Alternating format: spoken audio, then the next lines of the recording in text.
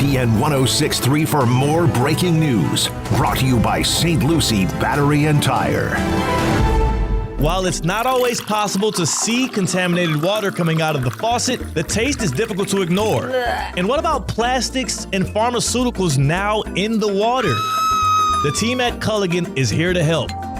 Culligan offers water testing and reverse osmosis systems designed to filter out those contaminants right at the source. Culligan has been helping the local community with water issues since 1936. Schedule your appointment today at Culligan.com. Hey, Culligan man!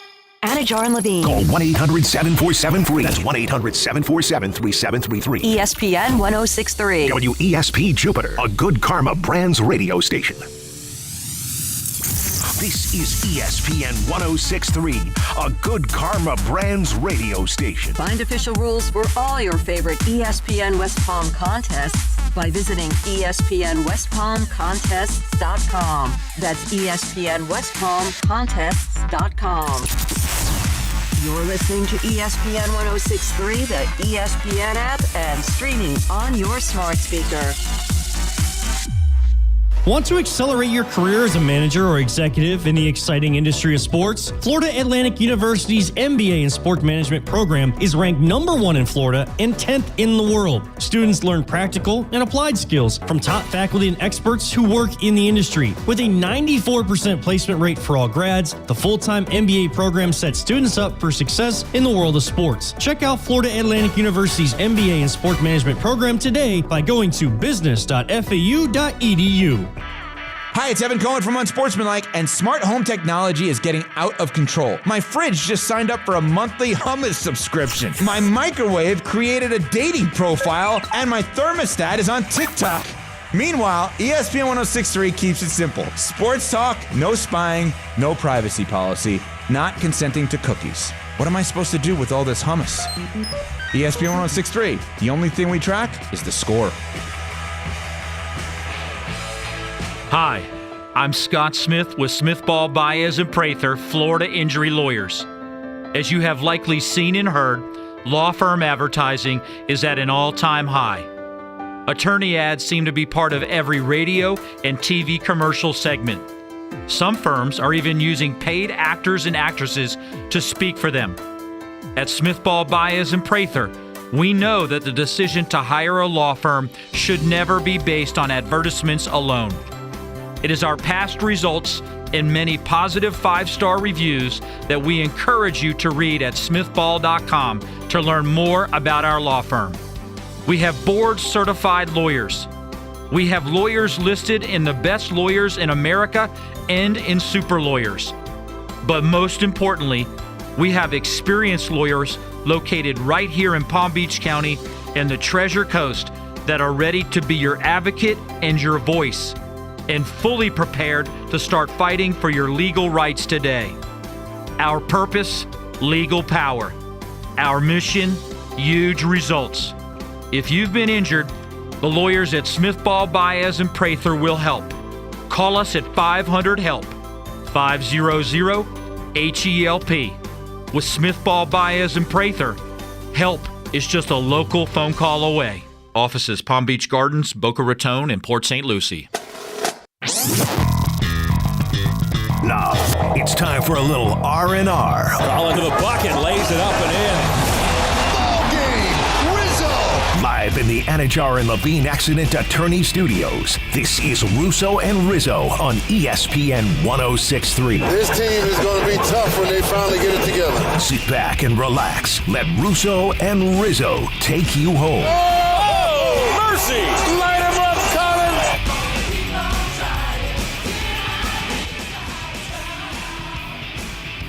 If you want to sit there and tell me that the storybook ending of the Dallas Mavericks saga is just the odds playing and it's a divine intervention, you got another thing coming. Listen, I'm not a conspiracy theorist sports guy, but if you're coming out of that seeing the San Antonio Spurs and the Dallas Mavericks and even the Sixers at 1, 2, and 3, and, you know, the usual suspects getting burned once again from getting a top overall pick in the draft, 1.8% chance the Dallas Mavericks had in order to get the number 1 overall pick. And now all of a sudden they got their rights to Cooper Flagg after making all the headlines in trading Luka Doncic. And these guys are idiots. This is the worst trade of all time. The fans are turning on the team. But Luka's in L.A. It's a no-brainer for L.A. You get the next big star donning the Laker jersey. And then all of a sudden, Dallas literally falls into their lap a generational prospect. That is ridiculous. It's Russo and Rizzo on ESPN 106.3. Lots to talk about today with Colin Russo, Mike Rizzo, and Christian Catt. Pete Rose and Shoeless Joe Jackson, amongst others, were reinstated off the banned list in the MLB. Rob Manfred made that announcement just minutes ago, and we'll get into that a little later on in the show. That is also a joke. We got the Jason Tatum, who is likely going to be down for the count for the foreseeable future. Looked like an Achilles injury. It's terrible. Probably not going to see him play throughout the entirety of next year as well. Knicks steal game 4, not steal. Beat Celtics straight up, game 4, up 3-1 in the series. And lots to talk about there. And the Knicks were going to beat the Celtics with or without Tatum, and Tatum played a great game. He did. And they were up 9 with 3 minutes to go when he went down. They were winning that game regardless. But a lot to talk about there. I think we start with the lottery. Mike, listen, I'm not a conspiracy theorist guy. I don't buy into this type of thing. I don't think games are rigged in that sense.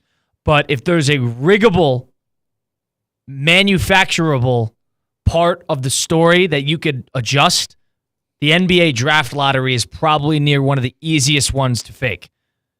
And I have a very hard time believing that a 1.8% chance with the most polarizing move in recent memory in the NBA history, that they got spoon-fed a prospect that probably went number 1 in every draft outside of Wembanyama since 2020. And they get the first overall pick now? I'm not going to scream to the clouds, but come on. The NBA, there's no doubt in my mind now that the NBA had a hand in this. It's almost blatant. It's laughably blatant. And nobody can really check you on it. What, the owner's going to sue? No, they're not. They make their money back anyway. They don't care. That's not going to happen. This is rigged. That is ridiculous. Dallas Mavericks, 1.8% chance to get the pick, and now all of a sudden they're going to have a champion. This is a team that was in the finals a year ago. And they're going to have a chance to catapult them into stardom for the next 10 years with a win-now-ready team.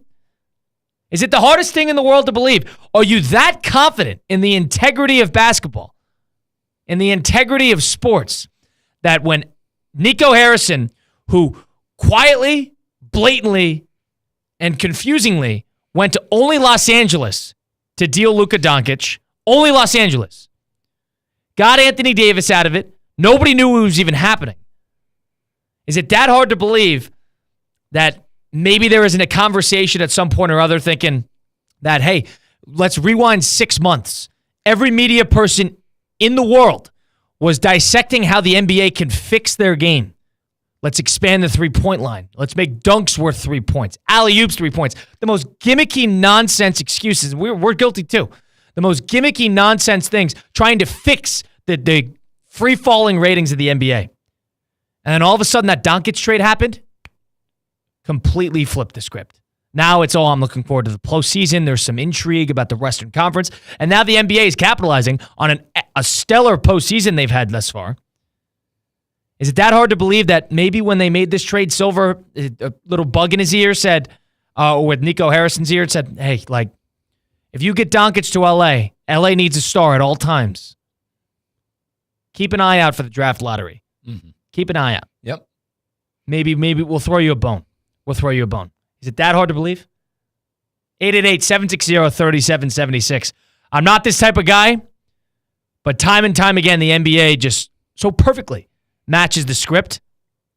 I'm starting to lean the other end. At the time when the Luka trade happened, I kept telling you boys, something's fishy. And you guys are like, Mike, then say it with your chest. I should have said it with my chest all those weeks back. This is ridiculous. I'm happy because my sister works for the Dallas organization. With that out of the way, this is fixed. We've seen this multiple times. When Chicago and D Rose. What was that? 1% chance of Chicago going home and the D Rose going home and playing in Chicago was like a 1% chance. Cleveland, multiple times. Did they screw it up with Anthony Bennett? Absolutely. But they managed to get Kyrie Irving. But why would they rig it for Cleveland? Because they lost LeBron, and then they got Kyrie in the number 1 pick. Well, they got 3 number 1 picks. And that's what I mean. Multiple times the Cavs have gotten.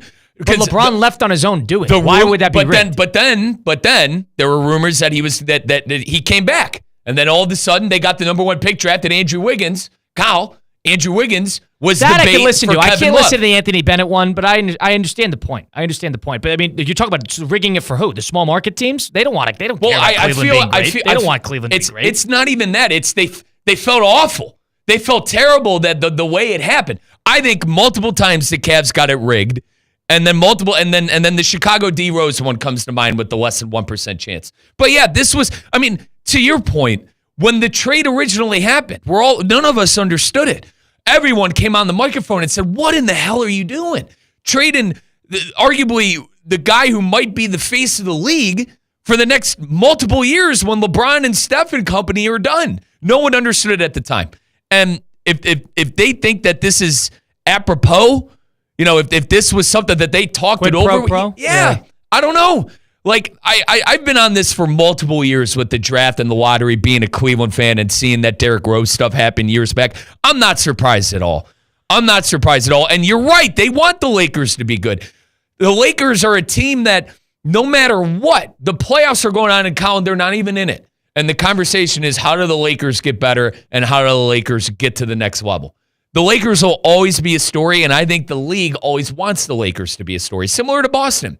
Those are your 2 household names in the NBA, Los Angeles and Boston. I'm not shocked at all. I'm not shocked at all to see Dallas get the number 1 pick. And Boston, another team who they finagled teams. They killed the Warriors on the Parrish trade back when they got McHale. But this was a team that lived in the top 3 of the draft consistently. Len Bias in 86. There's certain things they can't control, but they were gift wrapped. Not a number of high overall draft picks. The Lakers too, the same thing. It's happened for years. Ewing in '85, famously to the Knicks. I mean, the Knicks were on the outside looking in. New York needs a big star, and Patrick Ewing falls from the sky, the biggest college prospect in the last 4 years, more, and he falls from the sky right to the Knicks. That was another one. LeBron, when he first went to Cleveland, keeping the guy home. Correct. I mean, why does it so consistently? The story matches up. You have to at least consider it. Listen, I'm not fully sold, but if they're going to add the story, they don't want flag in Charlotte. They don't care. And Washington's a big market. They don't care about the Wizards. They don't care about Utah, burying him in Utah. They want a story out of it. And even the 2nd overall pick, the Spurs. Yep. Wembanyama. They need Wemby to be on a good team. Well, they need Wemby. But now the Spurs have the capital to go get Giannis. They could go get Giannis tomorrow now if they really wanted to. Because that 2nd overall pick is probably going to be a guard, Dylan Harper, maybe out of Rutgers, unless they want to reach for somebody else. They have 3 guards on the team. Now they have assets to go trade somebody like, I know they say he's untouchable, but they could go trade that number 2 overall pick, Stephon Castle. They could go trade Keldon Johnson as a salary mix, a bunch of picks, and all of a sudden Giannis is in a San Antonio uniform. I'm not sure if they'll do it, but the intrigue is added to that. The NBA has had a stellar 6 months of finding the right story. Is it that hard to believe that some of it is manufactured? WWE makes a living off of it. I'm not saying it's WWE. They can't control what happens on the court. They would have loved the Lakers to be in the mix here. They would have loved that. And they can't control, Boston going down here at this point in the season. But you don't think what they can control, they do in some capacity? There's no way. There's no way. Not after this. Not after this. After the 3, you imagine going 17-65 if you're the Utah Jazz and fall into, what were they, 4, 5? Yeah, Charlotte, fifth. the same thing. Worst, Cal, 5th. Sorry. And Charlotte, 4th. 4th, again. Yep. And then the Wizards, the worst team in the NBA, 6. There is no team, or no league, I should say, that cares less about those small market teams than the NBA does. And this helps the broad scope of the NBA. But I was thinking about this. Mike Greenberg today on Get Up was all in favor of the NFL draft lottery. How do you watch last night and think, other than it being a big story, How do you watch that and think this is good for the league? See, the Dallas Mavericks were in the finals a year ago, and they get the opportunity to get flagged. They're in the playing tournament too. They get the opportunity. That's good for the NBA. For who? The lottery, it just leaves too much, to your point, to be gimmicky. Like, and then us coming on today and going, oh gosh, they can't pull the wool over our eyes like this. We know that they're making decisions. The fact that Dallas, San Antonio, and Philadelphia, what was the over-under you bet this year for Philly, Kyle? 52.5. Okay. Well, they were terrible. They had an opportunity. They had like a 6% chance. Colin, at the same time, a team that was projected to win 52 games, and a team I think the NBA wants to be good, is the third pick behind Wembanyama. And San Antonio, another team that would be interesting to be good because of Wembanyama. Exactly. And I think the league needs, Wemby and the Spurs to be good. God, I hope the guy could stay healthy. I think the only thing that'll stop Wembanyama is his health. But, yeah, for a pure watching standpoint, you want to see San Antonio be good with Wemby. You like to see, and the hush-hush closed-door deal that maybe Dallas made with the commissioner. I don't know. It's just, we're smarter than this. That's the point I'm trying to make. Yeah, we're smart. They're acting like we're stupid. We see this stuff, man. But the thing is, nobody can check them on it because this is the story, and they could write it, and it doesn't really matter. You want to know why the NFL is leaps and bounds amongst all the leagues? Because every team matters. Every team has an equal opportunity to the piece of the pie. The Jacksonville Jaguars, who have lived in the top 10 and that's mismanagement, fine. But they have had a steady opportunity to get top players in the draft. Cleveland Browns, another one. Another team that has been able to get top teams in the draft. And there's teams that make it work. The LA Rams get the first overall pick, and they make it work with Goff. The Eagles, they have had top picks. Wentz, they made it work with him for at least that little part. Arizona, they got Murray. They were in and out. Teams get opportunities, and then they're able to turn it into something. Caleb Williams, how do the Bears look now? With Ben Johnson. Houston, they had the number 1 overall pick. They traded out of it, and they still got Stroud, and look at them now. Every team has an equal... All right, you win this amount of games, this is where you are in the draft order. Simple. And I don't think... Listen, it's an open conversation whether the lottery is a good thing or a bad thing, because the NBA, they could stroll out a bunch of rookies, and the guys just aren't good enough to win, and that's going to be that, and they don't have to play 100%. The NFL guy has to play 100% every game, and that's just the bottom line. So... That is a advantage that the league itself and the sport has because it's just too physical. You can't play half-assed. You can't do it. But that is what every team matters. Mahomes in Kansas City. Chicago has a player. New York has nobody because it's completely fair. Mm-hmm.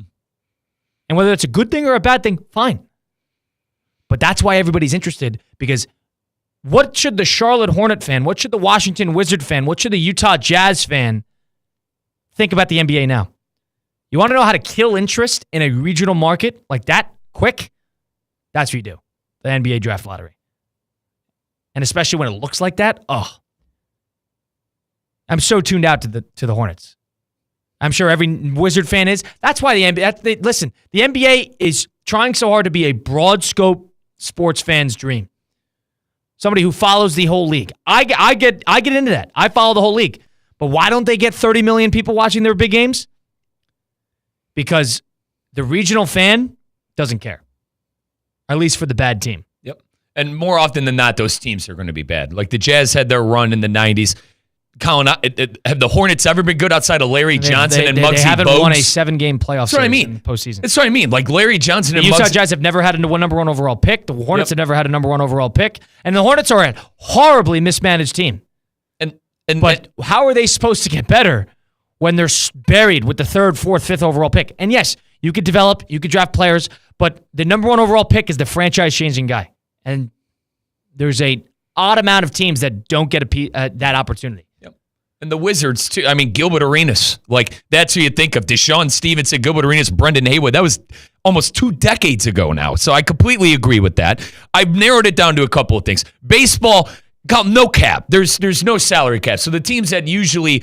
And then, listen, spending money doesn't really guarantee anything. The lottery in baseball is different. It's right. There's no guarantee of anything. There's very rarely a number 1 overall pick that is franchise-changing. Bryce Harper. Prospects rarely pan out in baseball because it's hard. Let's call it let's call it what it is. It's very hard, I think, to pinpoint talent in baseball and for guys to pan out from the minors and all the way up to college and et cetera. So that's baseball. I think baseball's regional too in that sense, but why would a Pittsburgh Pirate fan be excited who doesn't spend money and has won 3 playoff series in 40 years? That has nothing to do with the league. That has everything to do with the ownership. But that's where the no cap thing comes into play, because they could sit there and not spend money and turn a profit and tell their fans, anyway. Basketball, rigged lottery, whatever the hell the Luka trade was, players running the league. It's like everyone's like, oh, he's not due for free agency, Kyle. Is free agency even a thing in the NBA? A guy could, Zazo said it yesterday? I mean, a guy could just go, hey, yep, want to be traded. All of a sudden, it is free agency. All of a sudden, that player is available. So that's the issues I have with baseball and then the NBA. Baseball, the sense of cheap owners and no salary cap. Basketball, whatever we saw last night, whatever we saw with the Luka trade, and the players being able to dictate when they want out of 6-year, $350 million max contracts. A contract means nothing in basketball. Nothing. If you want to talk about the NFL's model, and maybe it's irreplicable, but every team has an equal opportunity at the pie. That's why it's great. Because every fan base, every region of the country that has a team is monumentally interested because they know it's fair. And they might want to root for tanking, and you want to talk about battling for tanking. What does the draft lottery do? What does it incentivize? Teams like Dallas still have a chance. Teams like San Antonio still have a chance. If anything, if you're the Miami Heats of the world, why do people root for the Miami Heat to lose instead of making the 8th seed of the postseason? For that last night. Because of that. How does that battle tanking? Mike Greenberg went on a big rant today on Get Up talking about how this is great and the NFL should adopt this. The NFL should take no notes from the NBA. Zero. Mm-hmm. None. If you looked at yesterday and thought, oh, this is great for tanking, you're wrong. Teams just still want to throw themselves in their hat in the ring. They lose games, whether purposely or not, and they want to get a good draft pick, and the teams stink, but they just don't get an opportunity to get better. And there's a handful of teams that happens to.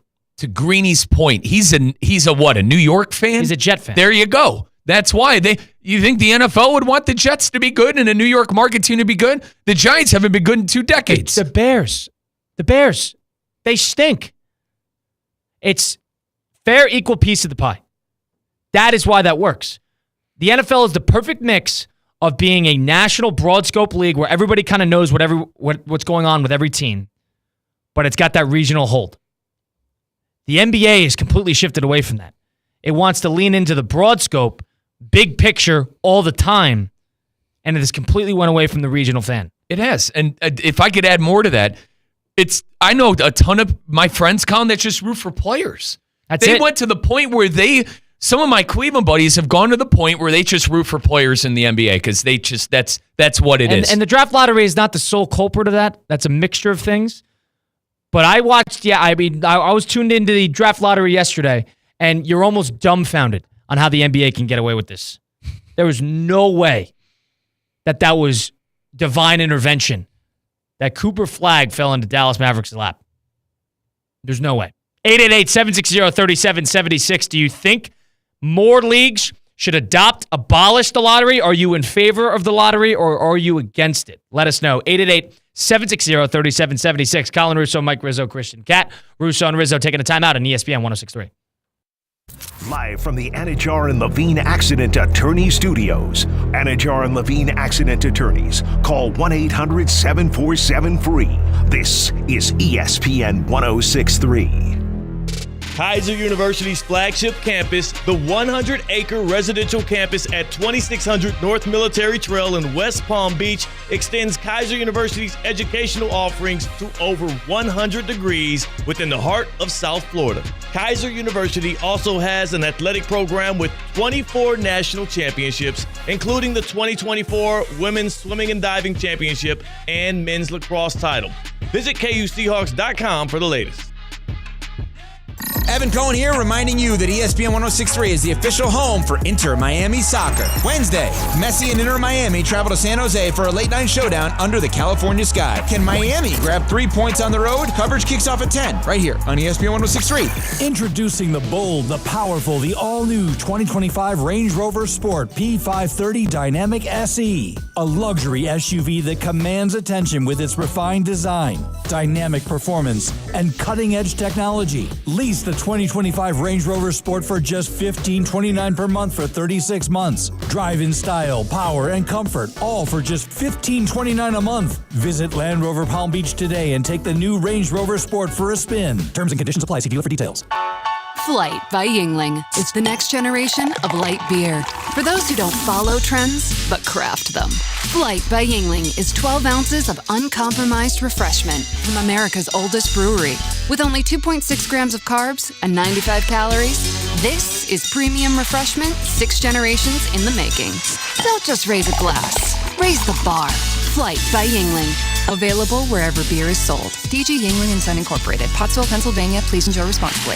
The Club at Lost Lake, a championship Fazio design golf course in Hope Sound. Golf and social memberships are now available with no waiting list and immediate access. The course and club will see over $10 million in capital improvements and is one of the best private club values in the area. Experience the beauty and challenge of this renowned course for yourself. Enjoy year-round access to exclusive amenities and events. Elevate your game, elevate your experience. Discover the Club at Lost Lake. Visit clublostlake.com to schedule a visit today. Good Karma Brands is proud to be an equal opportunity employer. Our policy is to provide equal opportunity employment, development, and advancement to all current and potential teammates. If you are an organization that wants to learn more about careers with Good Karma Brands, please email careers@goodkarmabrands.com. What's the Anajar and Levine difference? If you're the victim of a car crash, you will always speak to a lawyer. You'll always get the highest standard of care from our dedicated legal team, and we'll always fight to get you the maximum compensation you deserve. That's the Anajar and Levine difference. Call our legal team right now for a free consultation. Call 1-800-747-FREE. That's 1-800-747-3733. Don't wait. Call 1-800-747-FREE. In office, West Palm Beach.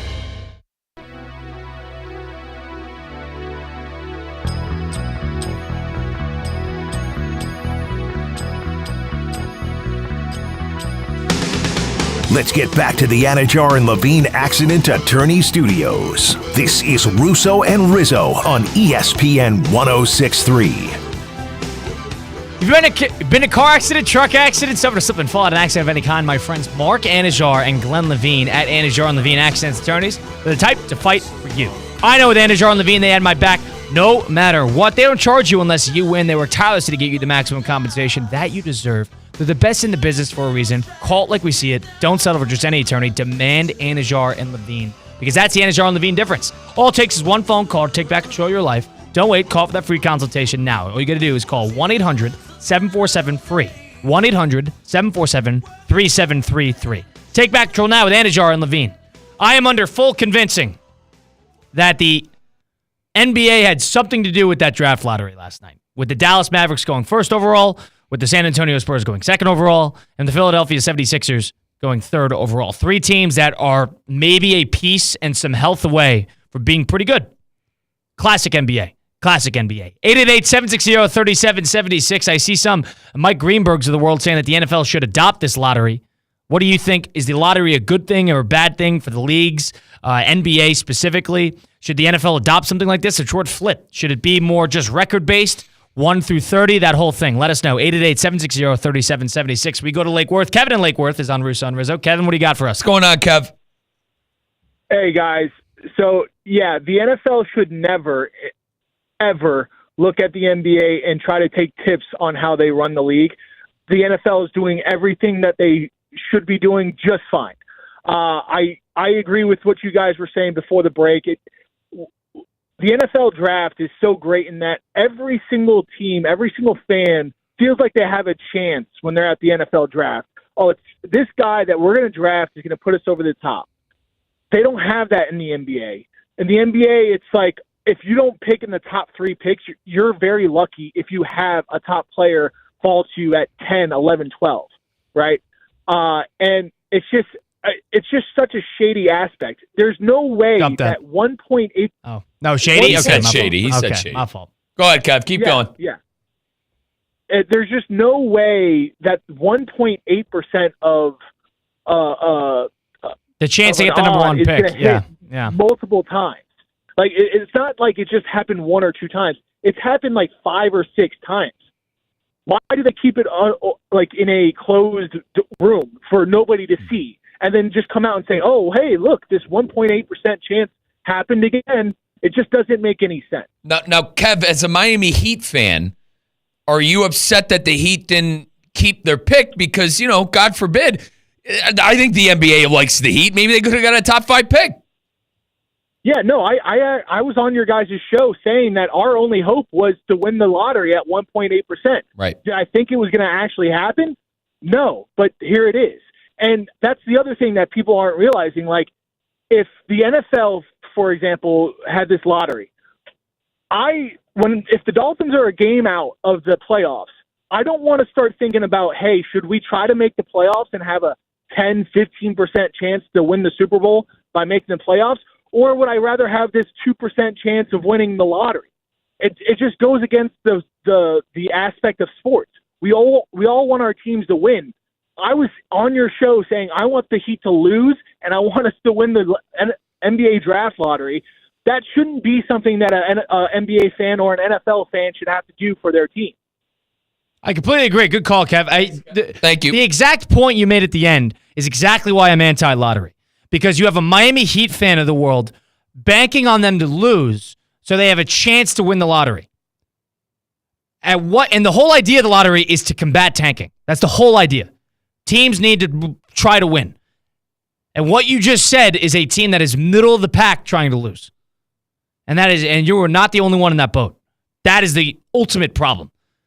And for the teams that are losing so many games that are terrible, the Utah Jazz of the world who sold the entire house trying to be in a position to rebuild their team, and all of a sudden they're now on the outside looking in. 5th overall pick is a big difference than number 1, or number 2 even for that matter in the NBA. Totally. So now they're on the outside looking in. 888-760-3776. Pro lottery, anti-lottery, is it good or bad for the leagues? Let us know. 888-760-3776. Joe and Jupiter, we got you on Russo and Rizzo. Joe, welcome into the program. What do you got? Thanks, guys. Love your show, first of all. As you know, I'm a diehard Dallas sports fan. Oh, here we go. Thanks, Joe. Stars, Congratulations, by the way. Congratulations. On what? The Pickens or the Stars? Hopefully it's Stars Panthers finals. That would be awesome. Well, okay, Stars, but I was more talking about Cooper the Dallas Flagg. Mavericks getting the number 1 overall pick. But, yeah, Pickens. Oh, absolutely. Sorry. I'll be quick. Yeah. First of all, it's not rigged. It's not rigged. We haven't had a number 1 pick since 1981 when we drafted Mark Aguirre. That worked out well. I don't think it's rigged at all. Maybe the Spurs pick was somewhat rigged, but from everything I've been hearing today when I woke up this morning and realized that we got the freaking number 1 pick, I was like, I've been listening to it all day. It's almost a criminal offense if someone gets caught rigging this. You can't just. I don't know what they do behind closed doors, but it's a criminal offense if they're trying to rig this. And I don't think the higher ups are going to risk that. So it's not just like they're just throwing ping pong balls up in the air or putting envelopes with colder than the other ones. I've heard all kinds of scenarios. It's just ridiculous. So Joe, how is San Antonio rigged but not Dallas? Explain that to me. Well, that was 1994-ish, whatever, when they got the Admiral? David Robinson? Yeah. No, the other one. Yeah. The Admiral, yes. I heard that was rigged. I don't know that, though. I didn't dive into it. But these days, the technology we have, I don't think there's any chance it was rigged. It's just the basketball gods saying, here you go, Cowboys. Jesus. Here you go, Mavericks fans. Well, Joe. Thank you, Joe. Yeah, appreciate the call. The thing is, Joe, you can't mention that Dallas hasn't had a number 1 overall. Dallas was in the NBA Finals 12 months ago. Not even. 11 months ago. They've been good. Consistently. And they had the most questionable move we've seen in quite some time in the NBA. And then all of a sudden they're gift-wrapped the number 1 overall pick when they had a 1% chance. What are the odds that the stars align like that so consistently? The Pelicans, Now, I'm not saying this had anything to do with it, but they got the number 1 overall pick, and then they traded. This was before Anthony Davis makes a request for a trade. They're trying to beg him to stay. They got a new regime in there. They get the number 1 overall pick. They trade Anthony Davis to the Lakers 4 weeks later. Goodbye. They get the number 1 overall pick. They get Zion, who is that big-time prospect. Just like Flag. It's just, I'm not saying that everything is rigged, but why does the story line up so consistently all the time? They rig it when it's convenient. Does that make sense, Colin? They rig it when they need to. They needed juice in the league, so Luka goes to LA. A little shot in the arm. And they do a little kiki and ha-ha and behind closed doors. Oh, don't worry. We'll get you Cooper This is Flag. not hard to believe, in my opinion. This It's is not not. hard to believe. If criminal offense, who's checking him? If it's only Adam Silver, maybe the owner and the general manager who know, and they're sworn to secrecy about it. If you don't think this is rigged, I got some serious questions. I do. How everything is right there in front of you. It's funny to consider. And if it's not, praise the basketball gods, as Joe alluded to. Praise it. But this is basketball it's ridiculous. gods. It's ridiculous. No, It's ridiculous. this is the NBA because they did Dallas did the Lakers a solid. That's why they have the number 1 pick. They did the NBA. Stop it. They did the NBA. Yes, stop. Why Dallas didn't even call anybody else? They went right to Los Angeles. Why? Nobody knows why. Like if you, I wanted Anthony Davis. Did you? Kyle, maybe I'm in the wrong on this for having this take. But if you don't think last night was rigged, I'm going to need you to wake up. I'm going to need you to wake up and smell the flowers. They could have gotten Giannis for Luka. They could have gotten Giannis. As you said, Colin, I'm not a conspiracy guy, even though at the time I'm like, something smells fishy. This was whatever. I should have said it with my chest. Whenever the Lakers are involved, something stinks. Something stinks. Every single time. 888-760-3776, number to get into the program on Russo and Rizzo. John in Lake Worth on Russo and Rizzo. John, welcome in. Gentlemen, good afternoon. So I, as a Knicks fan, I would hate to see that this is rigged, right? All things point to Mike's point. All things point to the fact that this looks rigged. But the NBA is not doing themselves any favors by continuing this lottery, and on top of that, having it behind closed doors. What's the point of having it behind closed doors? Why isn't it televised like it used to be? Don't tell me Price Waterhouse and Kraft or whoever the agency is behind the closed doors with them inspecting and auditing the lottery balls, because I don't believe that either. Yeah. So you want them to abolish the lottery entirely, John? Abolish the lottery entirely or put it back on TV so everybody can see it's not rigged. Good call, John. Fair. But made for TV events could be Now, rigged a little bit, but I understand the point. Right. I mean, Ewing, you're a Knick fan. Go look back at that 85 draft and when they got Ewing. You're saying a couple more of those ping pong balls said New York that should have count? I don't know how they would have done it, but there was always the cold envelopes thing. There was always a whole thing with it. But it happens. Yeah, the idea that this is just too crazy to even consider is wrong. There's a possibility. And the one thing I'll shift to, get rid of the lottery. Get rid of it. You don't want this to happen? Get rid of it.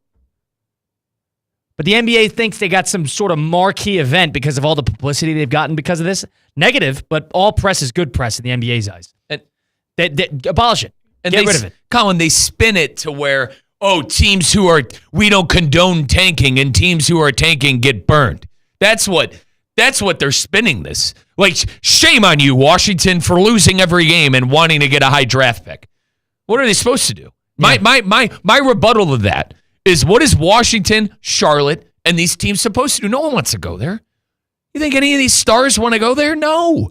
They got to get lucky. They got to get that player that's going to turn the tide a bit. I sit here and complain about the Cavaliers. My God, I should be counting my blessings that they're even in the playoffs. It could be Charlotte. It could be Washington, a team, Utah, a team that's doomed for 30 years. NBA should get rid of that lottery tomorrow. Now, the whole idea of the lottery is to combat tanking, to combat losing on purpose. I don't think it does that at all. I think if anything, it widens the pool of people that are trying to lose on purpose. Trying to get the most ping pong balls. That's number one. So I don't even think that works. And the other side of it, with the NBA, or with the NFL at least, it's just a record base. That's how you aid parity. That's how you give other teams shots.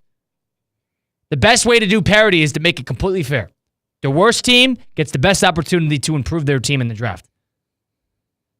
And the NFL might be in a perfect situation. The 17 games in an 18-week regular season is a little different than 82 games, where Charlotte can bench LaMelo for the last 3 months of the year because of a lingering ankle issue, and all of a sudden they could just keep getting the number 1 overall pick. That might look bad, but the point being is the worst team, and I think it's better for holistically as a league for a team to get the best opportunity to improve said team in the draft. The best opportunity, at least, should be to go to the worst team. The Spurs, who looked at the Spurs and said, they need more. They need that number 2 overall pick. Maybe it's by the grace of God, but now they're in a perfect position to go get Giannis if they want to, or to go draft the number 2 overall pick in a good draft. Exactly. They need Wemby on a good team. And San Antonio just lost. Listen, but they just lost Popovich, too. Hall of Fame coach. All right, let's make sure San Antonio, a household name within the NBA now, is going to be okay. Right. So, at a certain point, it's a little hard to believe. San Antonio, another team who has been, and listen, that's a small market team. I don't think this is much about markets. I think this is more about the story. They're trying to sell you on a story. Story sells tickets. Stories sell eyes. Speaking of stories, we'll move on here because the Knicks, Celtics, Game 4, Jason Tatum goes down with an injury. The Knicks end up winning the game, go up 3-1. The Celtics look to be dead in the series. We're going to look at a Knicks-Pacers Eastern Conference Final more than likely. And my question is, Knicks-Pacers, let's say it's Thunder, Minnesota. That's Minnesota, Oklahoma City, Indiana. New York's a big market, but those 3 smaller markets, is that good for the NBA? Bad for the NBA? Is that what you want to see? Is that what the NBA needs? We'll get into that a little bit next. Russo and Rizzo, ESPN 106.3. Live from the Anajar and Levine Accident Attorney Studios. Anajar and Levine Accident Attorneys. Call 1-800-747-FREE. This is ESPN 106.3. Tired of being sidelined by a sports injury? Get back in the game with Baptist Health Orthopedic Care. Whether you're a professional athlete or even a weekend warrior, you can get back to doing what you love with our compassionate orthopedic team. Experience a new level of care and get back to your best. Welcome to being treated like a pro. Make an appointment today at baptisthealth.net/ortho or call 833-556-6764. Hi, this is Scott Smith of Smith, Ball, Baez, and Prather, Florida Injury Lawyers. I have said it many times before, and I will continue to say it for many years to come. There is never a good time for a car accident to occur, and most certainly never ever a good time to suffer injuries in any type of an accident. The accident and its overall aftermath will usually cause pain, difficulty, and stress. Florida law allows accident victims to recover compensation for such losses, injuries, and damages. But such recovery is often not obtained easily and can require a lengthy fight with an insurance company. If you've been injured in an accident, call us now. Don't delay. The initial consultation is completely free of charge. The sooner you call us, the sooner we can put our experienced legal team to work for you. Don't hesitate or pause for another minute. Our experience, knowledge, and resources could be working for you just minutes after the call. If you've been injured, the lawyers at Smith, Ball, Baez, and Prather will help. Call us at 500-HELP, 500-HELP. With Smith, Ball, Baez, and Prather, help is just a phone call away. Offices Palm Beach Gardens, Boca Raton, and Port St. Lucie. Business owners, are your employees driving you nuts? Is money tight? Or have you just poured your heart and soul into your business and now it's time to retire and just relax? At Transworld Business Advisors, they have buyers from all over the world ready to buy your business now. Call for a confidential conversation about your business's current value. 561-203-5121. That's 561-203-5121 or visit tworld.com today. The playoffs are heating up, but your home shouldn't. Stay cool with EDS air conditioning. Right now, qualified customers can take advantage of 0% interest for 60 months on a brand new AC. Hot streaks belong in sports, not in your home. With over 800 Google reviews and a 4.8 star rating, EDS is the name you can trust since 2006. Visit EDSIsYes.com today. Game day comfort starts now. Don't sweat the small stuff.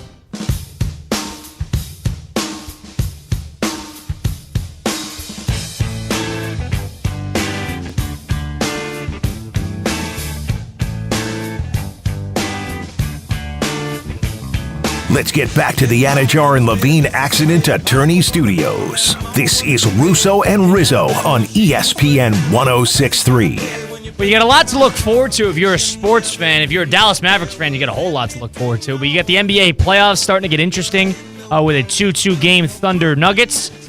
Knicks, it looks like they're going to be playing the Pacers in the Eastern Conference Finals. You got the NHL. You got a crucial Game 5 tomorrow. We'll be watching it in Fort Lauderdale, doing the show live from there at the practice facility with Mike and I with the Panthers-Leafs Game 5. So a lot to look forward to, and also you get the Club FIFA World Cup coming up. Absolutely. And Kyle, usually this time of the year, it's like when the soccer seasons start to wind down. All the trophies have already been distributed from the leagues. But now, folks, the Club FIFA World Cup will be taking place across the country this summer. This is the first time the tournament will take place in this brand new format, featuring 32 teams all competing for that illustrious Club FIFA World Cup trophy. The tournament includes 12 teams from Europe, 6 from South America, 4 from Asia, and 4 from Africa. You got teams from countries scattered all across the world, and the current champion is back, Manchester City. You know them from the Premier League. You know Erling Haaland, Kevin De Bruyne. All the big names are going to be in the States coming up for the Club FIFA World Cup. And also right in our backyard, Miami is the host for the 2025 Club FIFA World Cup opener. The games in Miami will take place at Hard Rock Stadium and feature top clubs like Inter Milan, Al Ahly, Boca Juniors, Benfica, Real Madrid, Al Hilal, Bayern Munich, Palmeiras, and plenty more.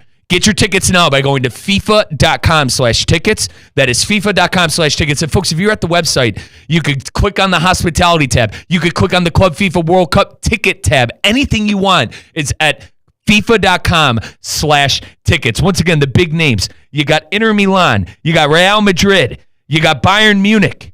And also Inter Miami, Lionel Messi, the GOAT of soccer, will be playing at Hard Rock. Obviously, he plays here in Fort Lauderdale anyway. Might as well go see him at Hard Rock Stadium with Inter Miami as well. That is the Club FIFA World Cup. Get your tickets now. FIFA.com/tickets. Couple 3-1 series leads in the NBA. You get the Knicks, surprisingly, took a 3-1 series lead over the Boston Celtics. A very good game, back and forth. Knicks had a very good fourth quarter. Very clutch. The second it got close towards the end of the game, that's where you started to get nervous because that's where Boston has been killed throughout the entire postseason. Is closer versus closer, Knicks have the advantage. Mm-hmm. That's Mikal Bridges, that's Jalen Brunson even. They got guys who make plays in big spots. And Boston, I got to give Tatum a lot of credit because he played an outstanding game. Knicks take the game 121-113. Tatum goes down with about 3 minutes to go, down 9 with, in my opinion, looked like a Achilles injury. I'd be surprised if he came back, at least for the series. Hopefully he's all good, but, I mean, we're waiting to see what exactly happened to him. No MRI results yet. But I got to give the Knicks a lot of credit right now because that was the first game all series that they thoroughly outplayed them. That was the game where I actually walked away instead of the Knicks banking on a bad game from Boston. They outplayed them. That was my takeaway. They had their good offensive game. Shot 54% from the field. And every single person in that starting lineup outside of Josh Hart went for 20 or more. You know, Mikal Bridges, great game. Brunson has been the man of the playoffs. I asked on Saturday tailgate, who's been the best player in the playoffs. And it was hard not to say Jalen Brunson. He showed that last night. 39 points, 50% from three, and over 50% from the field. He has truly turned into a star with those 12 assists as well in that game. A huge third quarter, too. How about Thibodeau at halftime, down 11, dialing it up in the locker room and winning that quarter by 14 points and taking that momentum, winning that third quarter, rather, by 14 and taking that momentum into the fourth quarter. Completely agree. They outplayed the Celtics here. In the first 2 games of the series, the Celtics beat themselves. In game 3, they obliterated the Knicks because they hit 50% of their threes. And then this game, the Knicks showed up in a big way. And that's basketball. That's basketball. You know, we talk about how the Celtics run a gimmicky offense. Burned them a bit in the first 2 games of the series. Give the Knicks credit because last night they took this series by the teeth.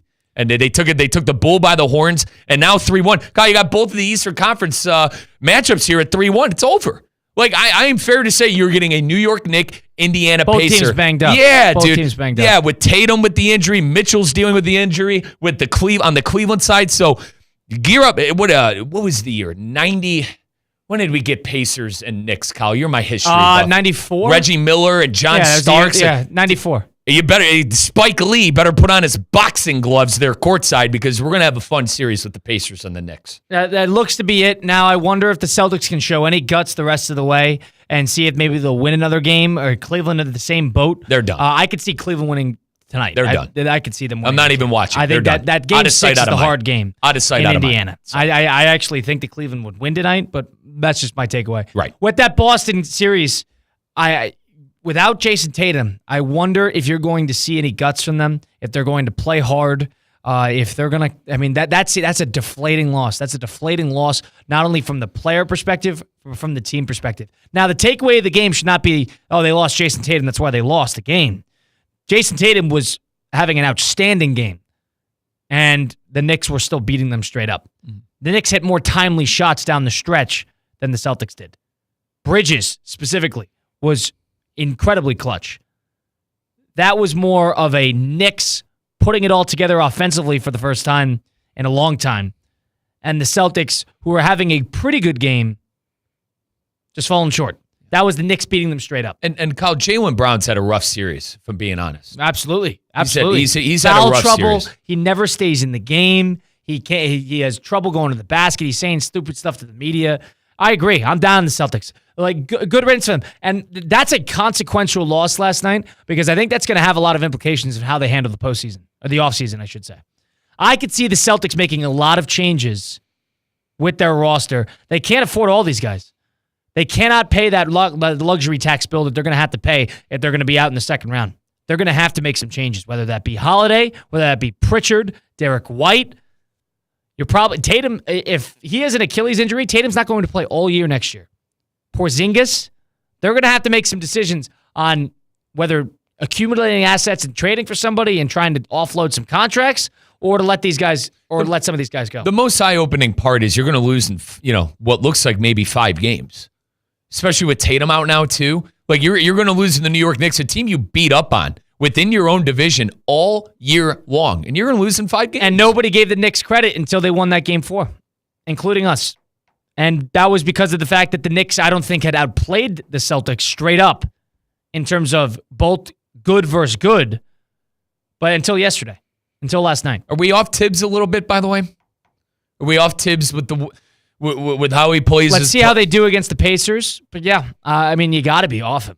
I mean, the way I look at it, though, is it Knicks losing in the conference finals, is that a success story to you? Beating Boston? No, if they beat Boston, they got to go to the finals. You got to get to the finals. Yeah, if you beat Boston, got to go to the finals. These and maybe I'm counting my chickens too early. We'll see what happens with Cleveland and Boston down 3-1. But Kyle, if they lose to the Pacers, I think the Pacers' style of play is exactly like the Knicks. 2 similar teams, very physical teams. Teams that are going to get up in your face and up in your grill. I think the Knicks do that better than the Pacers. So, I disagree. I think the Pacers are a better team than the Knicks are. I think they'll beat them in 7. Oh, wow. Okay. Or not in the amount of games, but I think they will beat them in a 7-game series. Is it because Pacers are faster. They score better. Deeper? They more guys, more waves of pressure. They score more. They got a little bit more size. They got 2 good bigs. I don't know. I think I overvalued Cleveland. I think we overvalued how good Cleveland actually is. We'll see what happens when they face off against New York. Do you like New York's battle test? Now, is that good? Do you like this? Kind of do. Outside of the Cavaliers losing, okay, of course. take my bias aside. It's good for the NBA because this is an old rivalry. Like the legit NBA fan will be happy with Pacers 6, but if the Pacers win, I think you're going to run into some problems with people watching the finals. I think it's been great. I don't know. I think it's been great because the NBA playoffs has been outstanding. There's no doubt about that. This has been unquestionably suspenseful comparatively to years past. Unquestionably. Because any team can win it. You got the Warriors taking down the Rockets. Maybe some saw that coming. But you had the T-Wolves taking down the Lakers. Nobody saw that coming. You had the Knicks taking down Boston after not beating them at all throughout the regular season. That was the surprise. Cleveland losing. That was a surprise. The Thunder losing Game 1 and Game 3. That was a big surprise. There's been surprises left and right throughout this postseason. I ultimately think this is good because people who want good basketball are finally getting good basketball. You're getting impactful basketball. People think the NBA scores too much. Well, take a look at what's been happening in the last few days. Right. We've had games in the 90s. People think, oh, well, it's too predictable. You just got to tune in for the finals when the 1 seeds face off. Well, take a look again. Because now all of a sudden, these 1 seeds are in trouble early in the postseason. What about national interest? Like us, Kyle, we're huge. We get into it. I would love a Pacer and Thunder. I'd watch every game. I think that'd be a great game. But the average Joe fan, if they're not seeing the Lakers and if they're not seeing the Celtics, are they going to be able to tune in? If they're not seeing the Knicks for that matter. Does the NBA probably want that? Probably not. Does it hurt? No. Because I think it adds, you want a new face? Here's your new faces. And then all of a sudden we're going to complain? What do you want? If you're an NBA fan, complain, oh, well, we see too much LeBron. We see too much Curry. What do you want them in the finals every year? You see too much Celtics. All right, well, we finally gave you somebody new, but now not what you like? Can't play both sides. League's wide open. To that point, Kyle, league's wide open. Championship is as open for the take, and because the Thunder are mortal. And you're seeing that. The Thunder are mortal. They're beatable. This is as anybody's championship trophy as it has been in years. And I think that is a unresounding good thing for the league. I think the most eye-opening part was Boston. And especially with Tatum going down. I mean, you hate to see a player get injured. I'm sick for him. Right, but they were losing that game straight up. They were. And that was, I think that was, all year long, the both of us, probably Boston's still the win. It's probably Boston's still the win. Can the Lakers do it? Obviously, the Lakers fizzle out in the first round, but those are the conversations. The most eye-opening part of this playoffs for me is Boston being down 3-1 to the team that they kicked the crap out of all year. All year long, they beat up on the Knicks. All year long, we called the Knicks the little brother to the Cleveland and to the Boston. And look who might be the last one laughing and the last one standing. If you have a T-Wolves, Thunder, Pacers, Knicks, dare I say, 3 out of those 4 have a very good shot at winning it all. 3 out of 4. Now, I don't know if I'd give the Knicks enough credit there, but I got to stop doubting them eventually. Maybe it's anybody's to take. But I totally think the Pacers can win it all. I totally think the Thunder can win it all. And everybody's sort of waiting for Minnesota to put 4 quarters together. Because if they start putting 4 quarters together consistently, they could win it all. Now, are the Knicks deep enough in a crucial spot against a team that's not beating themselves? I still have my questions about that. But the fact that there are 3 teams in the mix, if you're not an NBA fan because you're not interested in the markets, that's your problem. Because this is good. This is good. You got to get into it. You got to be excited about something like this because it's different. And different is fun. People beg for different for years, and all of a sudden different's at their front door, and we don't like the look of it. I go back. Now, let's quickly switch sports.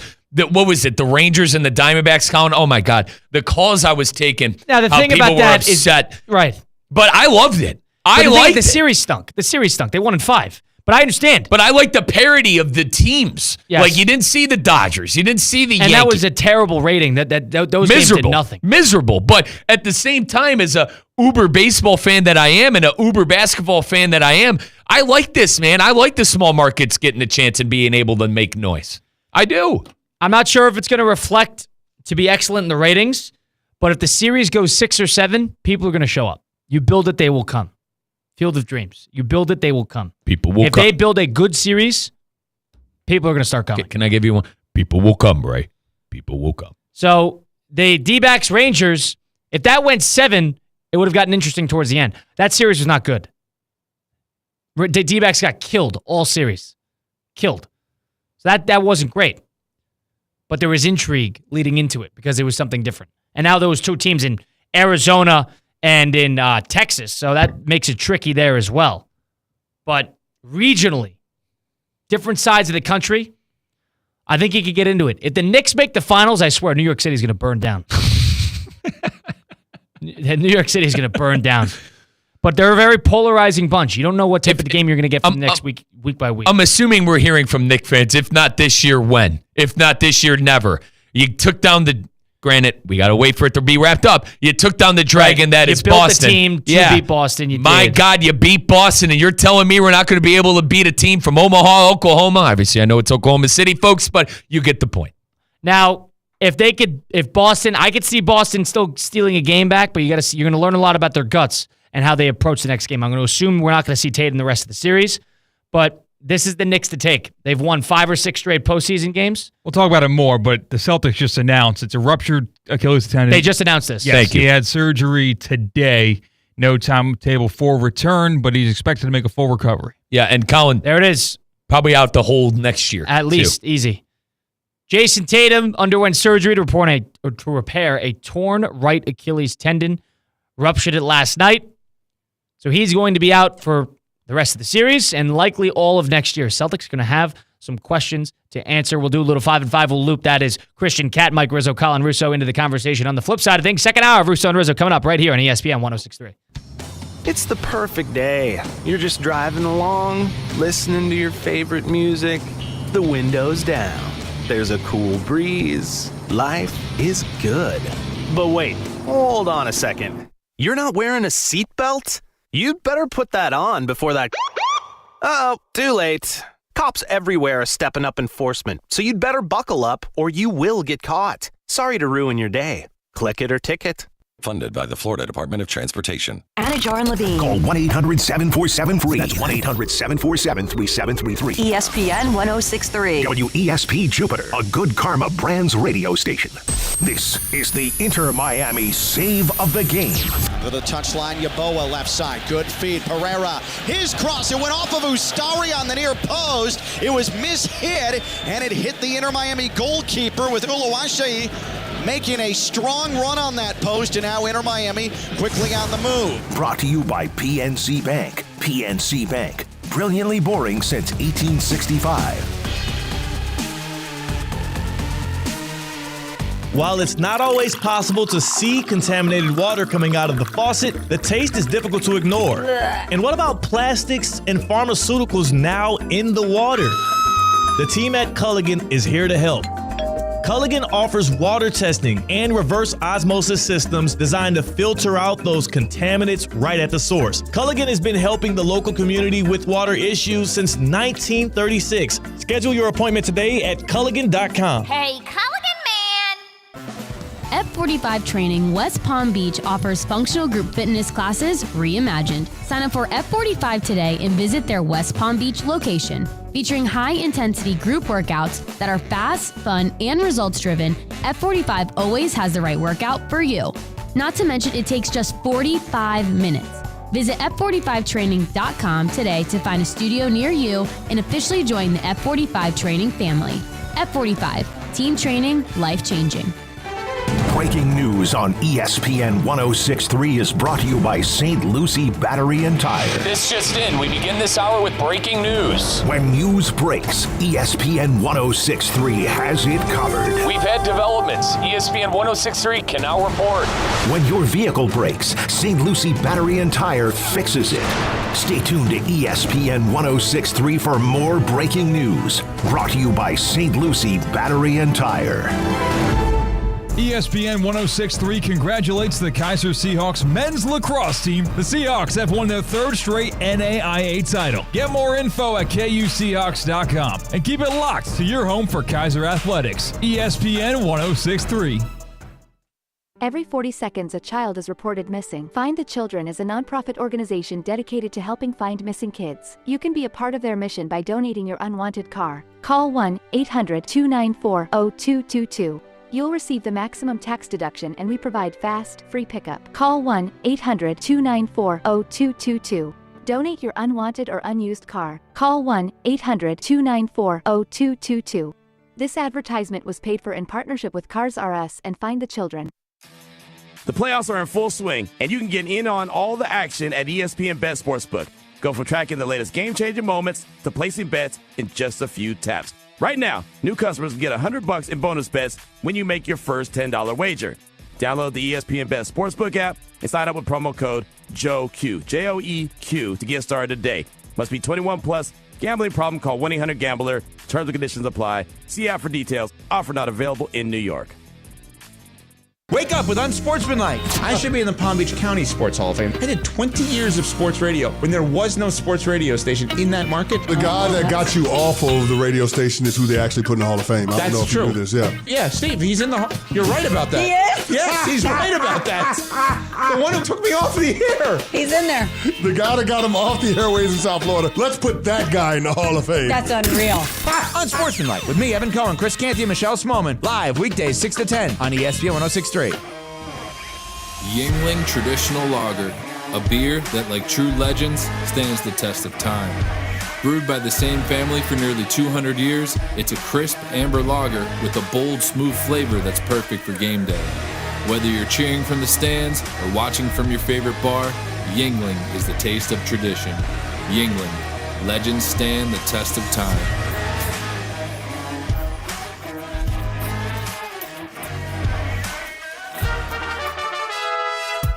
Calling all sports fans, grab your MVP card and head to Duffy's where you can catch all of the action. Not an MVP? Sign up for free and start earning rewards today. Duffy's is voted the best sports grill year after year with their award-winning burgers and wings. Don't forget about Duffy's famous 2-for-1 drinks all day, every day. And with over 80 TVs in every location, you'll never miss a minute of the game. Visit Duffy'sMVP.com to learn more. Duffy's, our game is always on.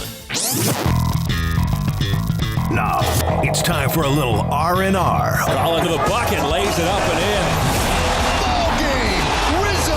Live in the Anajar and Levine Accident Attorney Studios, this is Russo and Rizzo on ESPN 106.3. This team is going to be tough when they finally get it together. Sit back and relax. Let Russo and Rizzo take you home. Oh, mercy! Light him up, Colin! Second hour, Russo and Rizzo, May the 13th, 2025. 5 after 5. Mike Rizzo, Colin Russo, Christian Cat. We're from the City Place Studios in downtown West Palm Beach. A nice Tuesday early evening right here in West Palm Beach. But now we got all these games to look forward to. You got the NBA playoffs, the Stanley Cup really dialed up. You got the MLB in full-fledged right now. Get started on Hard Rock Bet. You can have some more fun just on top of watching it with a little cash on it. It's truly the perfect time to get started with our good friends at Hard Rock Bet, folks. Pacers and Cavaliers coming up tonight. You got Nuggets and Thunder as well. If you're like me, man, I'm always looking at the ball diamond. I'm always creating fun parlays to do it on the MLB side. Kyle, one of my favorite things that I've been doing with my cousin is taking the anytime home run bet. We're betting on guys to win anytime. My cousin put down $20 with our good friends at Hard Rock Bet, won like $1,000 the other night because two guys were able to hit home runs. Take a look at it, folks. The prop bets are great. Also, I mentioned, you could turn a parlay into a big payday. A Florida bettor turned $25 into $62,000. Maybe I could find that guy that's kind of sneaking under the radar that I think is going to hit a home run. Maybe we can find a couple of those guys and turn $25 into $62,000. Do the same thing with our good friends at Hard Rock Bet. Obviously, folks, gamble responsibly. Offered by the Seminole Tribe of Florida. Must be 21 and physically present in the state of Florida to wager. Terms and conditions apply. If you're concerned about gambling, call 1-888-ADMIT-IT. That's 1-888-ADMIT-IT. Also, look at our social medias all the time on our Instagram account at ESPN West Palm. Colin and I are coming up with fun parlays that you guys could tail. You could also take a look at that Discover tab on the app. Take a look at our good friends at Hard Rock Bet with the app.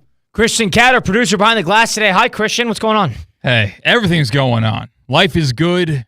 Rained yesterday. Didn't rain today. So that's going. Did you golf today? Hang on. Wonderful breakdown. You didn't golf today, huh? No, I didn't golf today. I was going to schedule a tee time, but I was too concerned with the weather. And when you play on my schedule, you got to get a tee time before 8 a.m. And it was going to rain all night, thunder and lightning all night. It did clear up, but I wasn't going to take the risk. I wasn't going to show up in a washout. See, Colin, I clocked him. He was talking about the weather because he didn't get to golf. That's it. I clocked him. Watched 2 episodes of Lost, though. Oh, so good. Getting to the end of season 2. Some surprises. This is where it starts to fall off. This is where it starts to fall off. What are you talking about? It's Lost? I disagree, Colin. It's much better at the beginning than it is at the end. No. That is objective. Like last time you watched it? The first time I watched it. Whatever, a couple years ago. Whatever that was. I've done everything you've asked. My favorite part of the whole It's good at the beginning. Favorite part of the whole freaking show is John Locke slamming it. I've done everything you've asked. And then all of a sudden you see that light flip. What was it? The end of... we can't get into it because that's spoiler stuff. But dude, it's been out for 40 years at this point. It's great in the first 2, I'll give it 3 seasons. And I believe there was a certain death at the end of 3 if I have my timelines mixed up properly. Underwater. Does that make sense? It does. End of 3? It does. And End of 3? We could spoil so, it. No, we're not Guys, it's been out for 25 years. No, that's not nice. Christian, it ended 2 decades ago. It doesn't matter. No, doesn't matter. You don't. So that after that, I think it takes a tumble. It's the age of streaming. Movies are different than TV shows. Christian, I listen. It ended 2 decades ago. You're saying that because you've watched the show 3 times through. We all understand what we're talking about. We don't need to. We don't need to say what does that gain? Yeah, fine. So after that, I think that the show is just not as good. I thought that was an objective fact. Maybe I'm wrong on that, but nonetheless, that's Christian Cat. That's Mike Rizzo. Let's do a little 5 and 5 presented by Flagler Credit Union. 5 topics. High 5. 5 o'clock. It's 5 o'clock somewhere. Let's get out of here. Endless takes. You can't handle the truth. All gas, no brakes. And it's shaking big time. It's time for the 5 at 5. Hold on to your butts. Presented by Flagler Credit Union, proud supporter of FAU athletics. Earn up to $700 per year with boost checking from Flagler Credit Union. Number 1. Well, the Dallas Mavericks hit the lottery. Literally, last night, getting the number 1 overall pick of this year's NBA draft. They get the rights to Cooper Flagg, essentially. Well, today, ESPN's David McMenamin reports that Dallas will not explore the option of trading that number 1 pick. Is it foolish to not at least have that conversation?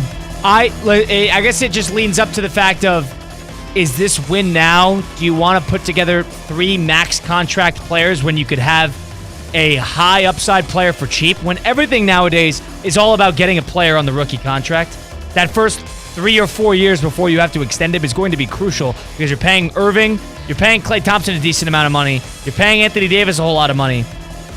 You're going to have to give up a whole lot to get Giannis. You're probably going to have to give up Cooper Flagg and then some because you can't even take on the contract. So you're going to have to get rid of PJ Washington. It's all that depth worth Giannis. In my opinion, for Cooper Flagg, it is not. For the 2nd overall pick, it's definitely worth the conversation. That's how I would say it. You take Flagg no matter what at this point. With all the hoopla we've heard about how great of a player he is, and saw, right? We saw it in the NCAA tournament. He was a man amongst boys half the time. I blame John Shire for that team losing. That's neither here nor there. I don't think it was on Coop. I know he missed the shot. But Flagg is that dude. And I think Flagg is the Giannis. So no, you don't trade the next big thing Before in the NBA. Before we move on, number 2. Sorry, if you're I a hit it Dallas already. Mavericks fan, are you happier today than you were on February 4th, the day before the trade?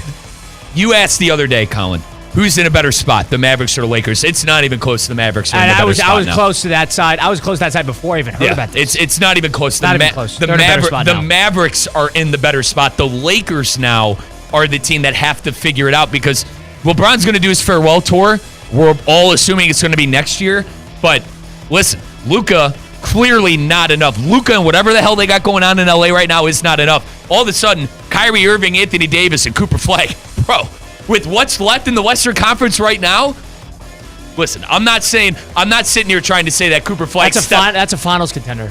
If healthy. Kyrie's not going to play till January, but yeah, like if healthy. And boys, maybe shame on me for thinking Coop, and I think Coop's going to come into the league and average 23, 6, and 4. I don't know about that, but he's going to be on a team where he doesn't need to be the first option. I think he's going to be really good off the jump. In that case, yes, I agree with Colin. I think it's a title contender.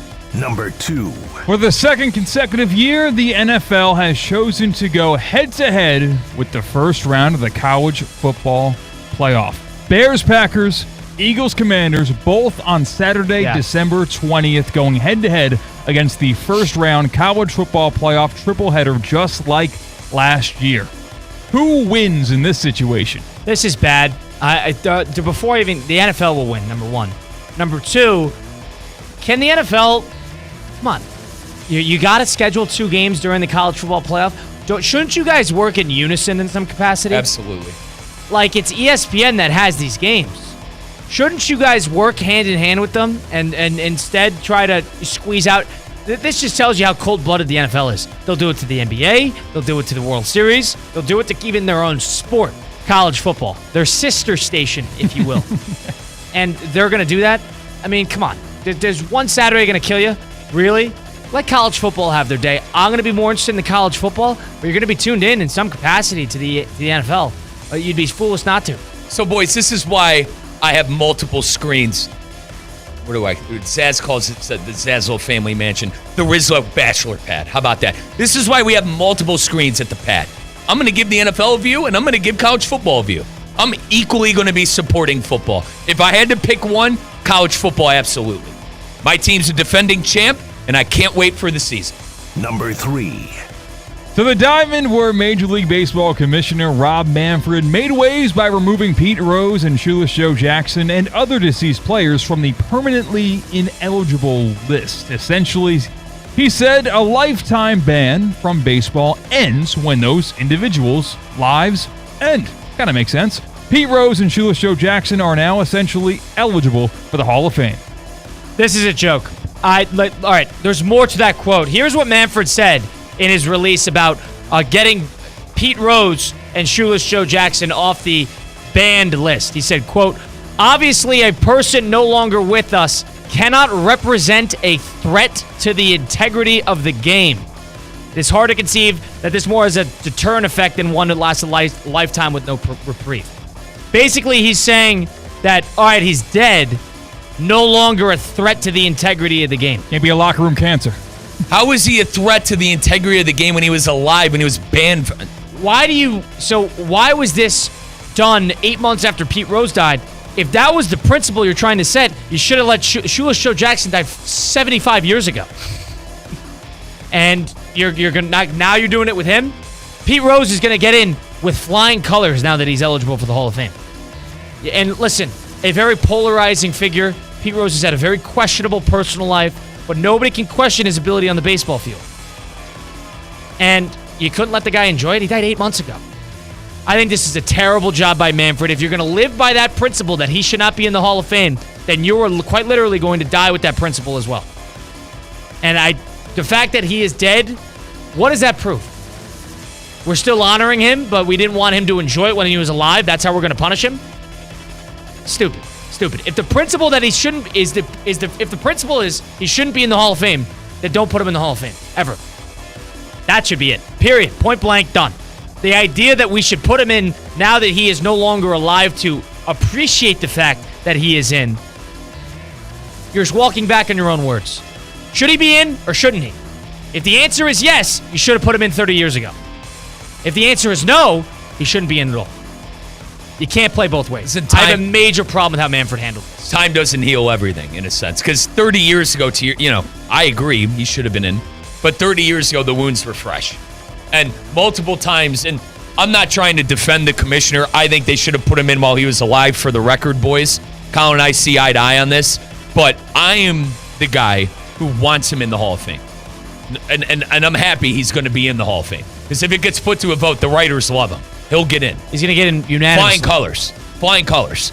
So my 2 cents, they should have put him in when he was alive. That's it. I don't disagree with you here. I just think this is a bad look and a walk back on your own principle to not put him in when he is alive. Right. But I'm relieved that he will be in. So, Mike, you're saying, like, it happened. Go ahead.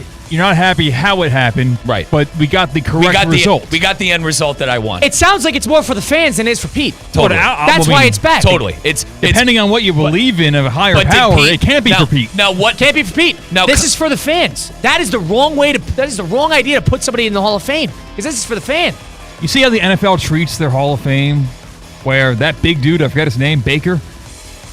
Big bear hug, surprises him at a hotel room. Yes. How it's for that individual and recognizing what they did for the game. Because it is! Ding, ding, ding. You nailed what the Hall of Fame's all about. It has nothing to do with the fan. Their fight back is that Pete had multiple times admit it, say you're sorry, he was just too thick-skulled. That's what they'll say. True. Pete was difficult. But if the principle was, and this could have been changed when he was alive, all Pete wanted to do was get in when he was alive. And listen, Pete Rose is a troubled person off the field. Let me get something straight. There are two sides to Pete, but I am talking about baseball Pete. Baseball Pete Rose wanted to get into the Hall of Fame more than anything else. The guy lived and breathed that everlasting sticker of validation in that Hall of Fame nod. And all he wanted to do was get that. It is the ultimate spit on the grave moment, in my opinion, that they're going to throw him in just because they can after he dies. And we saw this. It's like not letting Pete win. That's really what it comes down to. It was. And not walking back on your word. And he's not here to watch us walk back on our word because we don't want Pete, who would make the MLB feel it. And he gets in, he's going to bash the MLB in his acceptance speech. Correct. And let me add another layer to this. It was a bad look for baseball to have that guy outside a Great American Ballpark with the table set up, taking money for signed autographs. That, again, that is your hit leader. Colin, that is the guy who has the most hits in the MLB, and he is outside on a table because he's not allowed, 40 feet, whatever the hell it was from the stadium? That is your hit leader all time, and he's selling merchandise. The thing about him that makes it so difficult is he is such a in-your-face, tough personality to deal with, but the fact that you're walking back on this and you're saying it like that, then he's no longer a threat to the intent. What, is Pete going to go up there and say, everybody start putting, put a little cash in your DraftKings? He's not going to say that in his acceptance speech, acting like he's a threat to the integrity of the game.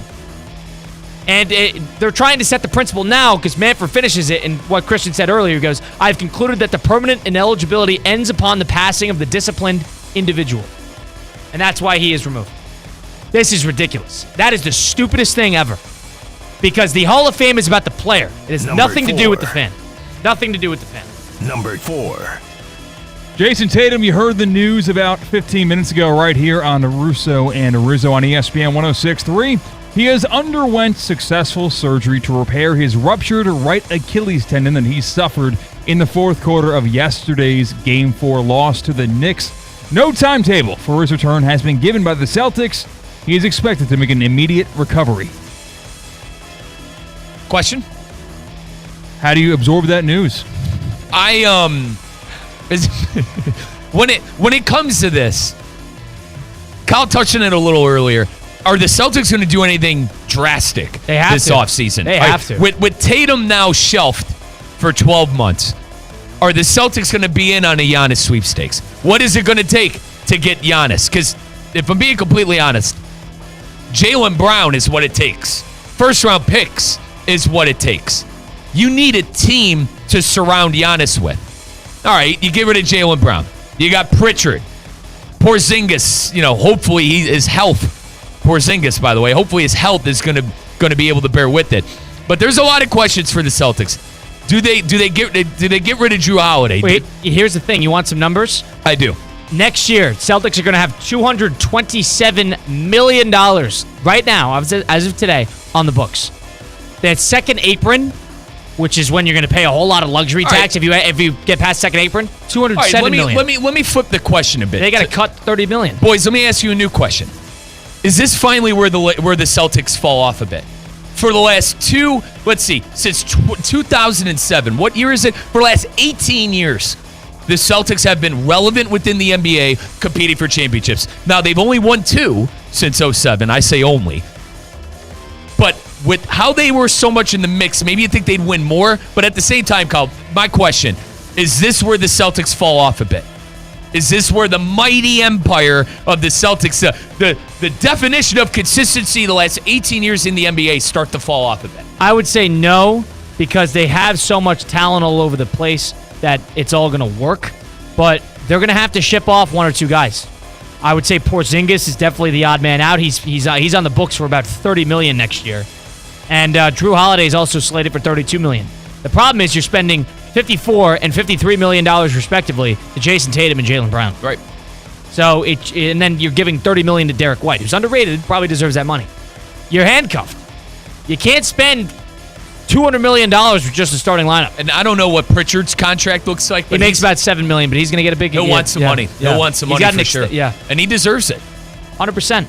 So that's a very tricky spot that the Celtics are going to have to navigate. They're going to have to make a move. They're going to have to, because you can't just roll out with this team, because you wouldn't be able to sign anybody, and you're going to have no Tatum. You say make a move. Giannis type move. I don't think the thing is they'd have to give up so much contracts to absorb him, but salary dump for somebody else, trying to flip-flop contracts. Maybe a team can take Porzingis' contract, give them a couple young players, something. I don't know what it's going to be. I don't have the numbers in front of me to make a Giannis thing. They're going to have to make a Giannis thing work. Totally.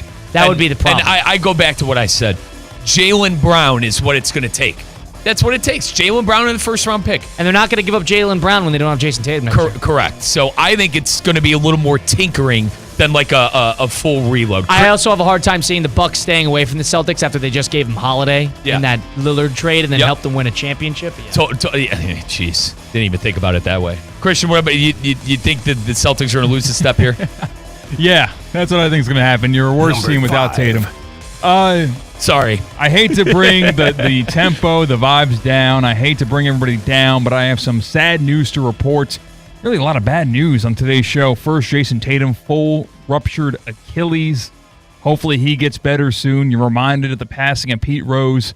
Well, rest in peace, Morris, the Colorado alligator who played the alligator who took Chubbs' hand in the movie Happy Gilmore. Oh, my God. I was expecting somebody to, Kareem Abdul-Jabbar. I thought oh, my God. But hang on, Colin. Happy Gilmore is a Hall of Fame movie. How old was the alligator? 80.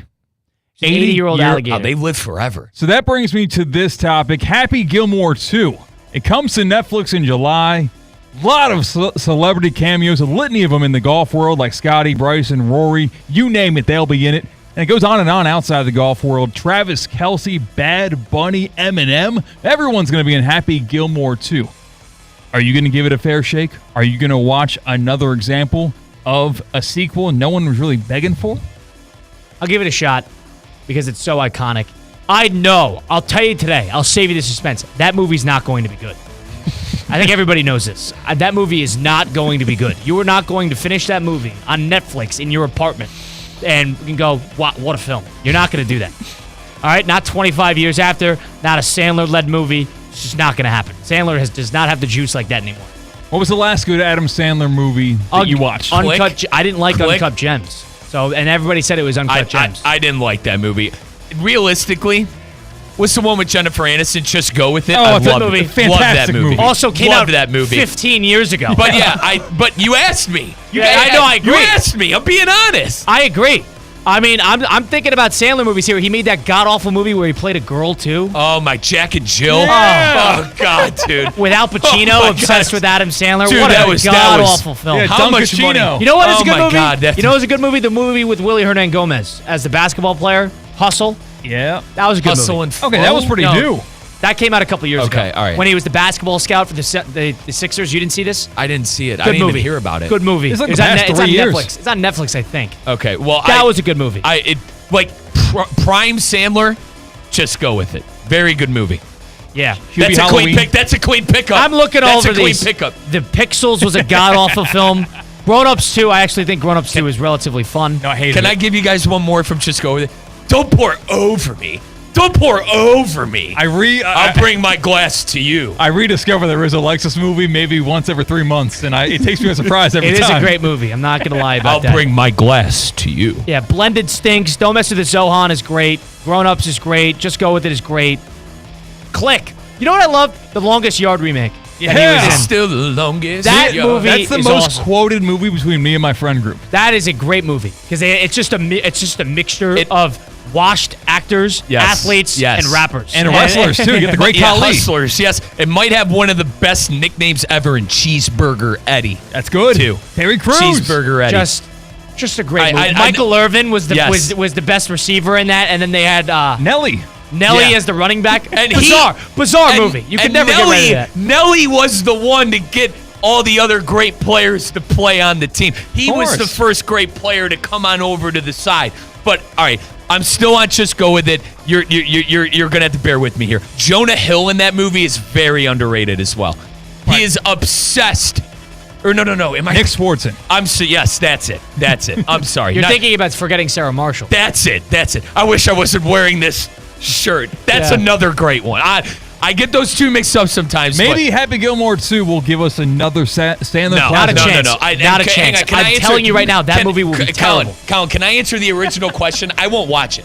I'm going to watch it. What? I won't watch it. For the respect I have from the original movie and my 12-year-old self that would laugh at every single bit in that movie, I'm not going to watch it. Did you know the Claire, the main mom in Modern Family, plays a love interest in Happy Gilmore? Virginia Bennett. I did not know that. And Virginia, diet. How about you go get me a Pepsi? Then she's walking. She's like, yeah, Shooter on public relations. And he goes, hey, how about you give me a Pepsi? I think the Shooter McGavin, too, nobody's brought him up yet. That's the best character in the movie. He's going to be back. He's back? All right, thank God, because he is fantastic. When they have that guy with the nail in his head behind him on the par 4. Mr. Larson? And he goes, Happy Gilmore got a hole-in-one on this no more than an hour ago. And he goes, more? Oh, it's great. Fantastic. I'm not going to try. And then who is the guy who he hired to, heckle Gilmore? Jackass! My favorite is when he's on the phone and Shooter goes, I'm going to need you. And he goes, hey, Shooter, want to head over to the Sizzler and get some cocktails? Dude, the movie is top tier. Happy Gilmore 2, it's going to be 95% on Rotten Tomatoes. Just watch it. Do you want to head on over to the Sizzler? I'm telling you, it's going to be awful. Certified fresh. Awful. Better than Grown Ups 2. For Colin? That's not a high bar. To respect my 12-year-old self, I'm not watching that. That movie is going to be horrendous filmmaking. That's Christian Cat, Mike Rizzo, Colin Russo taking a timeout. Little Pete Rose. Do you agree with Manfred's decision to take Pete Rose off the banned list on the MLB side of things and posthumously potentially induct him into the Hall of Fame? Pete Rose died, of course, last September. Are we going to see Pete Rose in the Hall of Fame? Is it the right move that Manfred removed him from the list? I think this is a joke to do it after he died, when the last thing he wanted in his life is to get into the Hall of Fame. You're either going to put him in or not. What do you think about this? 888-760-3776. Taking callers. 888-760-3776. Taking a timeout. Russo and Rizzo, ESPN 106.3. Live from the Anajar and Levine Accident Attorney Studios. Anajar and Levine Accident Attorneys. Call 1-800-747-FREE. This is ESPN 106.3. Start the summer at Roger Dean Chevrolet Stadium for a fun and jam-packed Memorial Day weekend. Friday, May 23rd is a Dog Day Friday at 6:30 p.m. Saturday, May 24th is Hometown Heroes Night, presented by Gordon and Partners with post-game fireworks as we honor all military members, first responders, and local heroes. Sunday, May 25th, all fans can enjoy discounted $10 tickets. Stop by the ticket office to purchase your tickets or go to RogerDeanChevroletStadium.com. ESPN 106.3 is your home for live sports presented by Hard Rock Bet. Home of the Miami Heat, now the new home of Inter Miami. Catch all the games and the biggest matchups throughout the week right here on ESPN 106.3. Hard Rock Bet, it's Florida's official sports book. Try Hard Rock Bet now and receive up to $100 back in bonus bets if your first bet does not win. Hard Rock Bet, roll with us. It's offered by the Seminole Tribe of Florida. Must be 21 plus and physically present in Florida. The wager. Terms and conditions apply. Concerned about gambling? Call 1-888-ADMIT-IT. Every great team has its core players, but when the season gets tough, adding the right free agent can make all the difference. The same goes for business. At Robert Half, we found that 67% of companies surveyed plan to increase their use of contract talent to handle workload peaks and backlogged projects. With Robert Half's specialized recruiters' experience, combined with our award-winning AI, you can quickly find the skilled candidates you want. At Robert Half, we know talent. Discover how we can help at roberthalf.com/talent. Adam Schefter here for Vivid Seats, the official ticketing partner of ESPN. Are you ready for the NFL season? The schedule release is coming, and we know the best place to get your tickets this year. My friends at Vivid Seats. They're seriously legit, and you earn rewards on every purchase. That's basically free football games. When that schedule hits, don't wait around. For the best selection and all the great deals, head to vividseats.com or download the app and lock in your game days now. Hi, this is Scott Smith of Smith Ball, Baez, and Prather, Florida Injury Lawyers. I have said it many times before, and I will continue to say it for many years to come. There is never a good time for a car accident to occur, and most certainly never ever a good time to suffer injuries in any type of an accident. The accident and its overall aftermath will usually cause pain, difficulty, and stress. Florida law allows accident victims to recover compensation for such losses, injuries, and damages.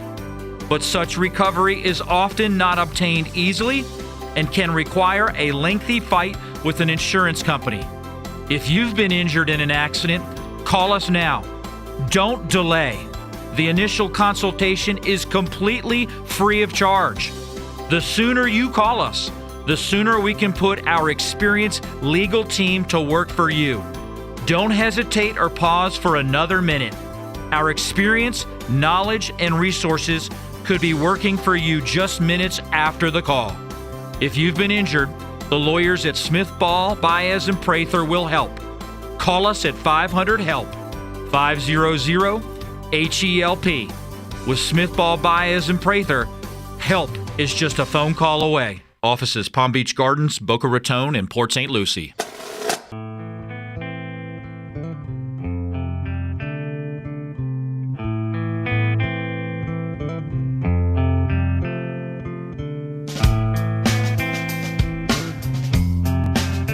Let's get back to the Anajar and Levine Accident Attorney Studios. This is Russo and Rizzo on ESPN 106.3.